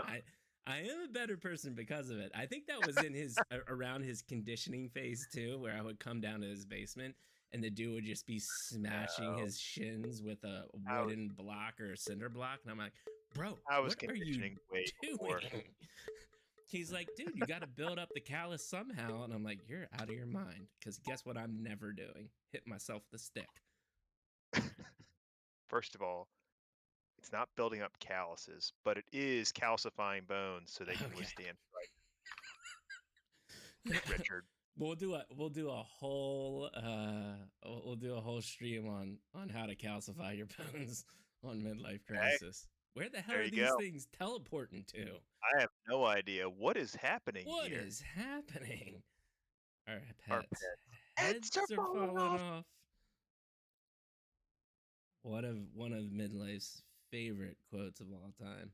Okay, all right, see what's going on. We got a little mousetrap inside of this housing unit as well. Ooh, Mike, I just thought about it. They need an Ace Ventura marbles map where it's just going down steps for like 5 minutes, and the last step needs to be the most precarious step of all. I love it. That's right? So good. Yep. DGen Blaze in the lead, almost to the end. Who's gonna win it? Not Joints. Gets up there. Warcat. Oh, Dubstep too deep. ATX warms my heart with exclamation point Slinky. I don't even know what the hell is happening here. It's just this big maze. I see the finish line, but I don't see anybody getting close to it. Here we go. Here we go. You got the cylinder of death right before the finish line.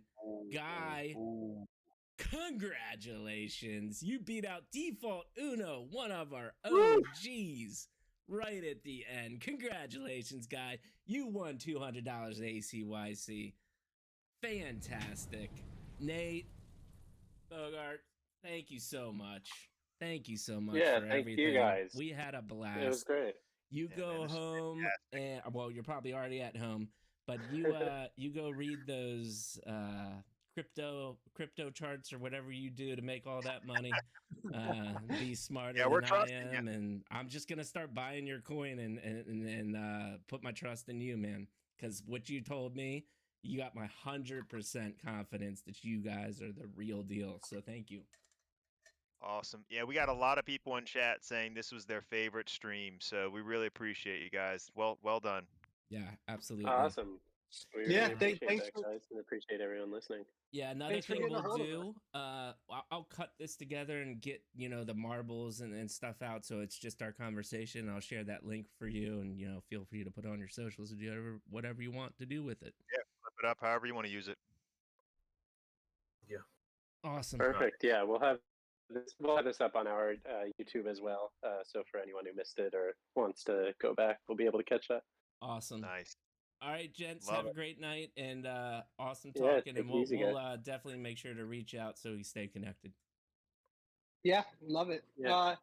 And thanks for mentioning Happy Beast. I kind of have a rule where if I hear something mentioned 3 times, I need to get it. And There it is. my in real life twin said I need Hat Beast. You guys said I need Hat Beast, and then in our little inside circle chat, somebody said you need Hat Beast. So I will be getting a Hat Beast as long as it's not this is my new price now that I know it's legit. Now that I know that people are involved. As long as I can get it under 2.5 ETH, I'll buy one. Yeah. All right, you might not be able to do that, but we'll see. And then I'm worried now. I'm now worried. I'm now worried. Yeah. One other tip: if you're gonna join the family, it is pronounced Hate Beast. Just want to help you out there because people are gonna be like, "Why is this dude calling my Hape a Hap?" Yeah. Oh. They're gonna be like, okay. No. Hate Beast will not be mispronounced again. Well, yeah, no. actually, Good. and like I said, if you do end up scoring one, I'm definitely gonna have some of the founders of Hape on. Hopefully soon after stuff settles down for the mint. So definitely tune in for that one as well. Awesome. Yeah, we'll Will do. definitely be tuning in. You guys take for 2 sure. hours for 30 minutes. Yeah, and we actually have we have Clementines coming on Thursday. Really cool gaming company, and you want to talk about a legit team? They they made all the top games, but it's not what you were talking about, where they were just signing on the artist. It's the real marketing, advertising team behind it, and they've been working on the game for 3 years already. Yeah, and that's what I'm excited for, is where somebody's actually been working on it and gets rewarded for the effort they put in, Yeah. and aren't just being contracted for this one oxymoron, or the Oxy Origins or whatever that just came out, right? That went from a 1.60th floor to a 0.3 floor. I think the artist made it in a month, which is absolutely no time to make 10 mil. Right. So Right. And yeah, I'm excited to hear about that one then too. All right, yeah. All right, gents, have a good night, and we're gonna do a little wrap up here with the show, and keep on being good. And I can't wait to buy some of your coin. That will be going from my realized hate profits. Now taking your advice, if it gets to a point, I might have to part ways and keep one and keep on going. Love Yeah. it. Yeah.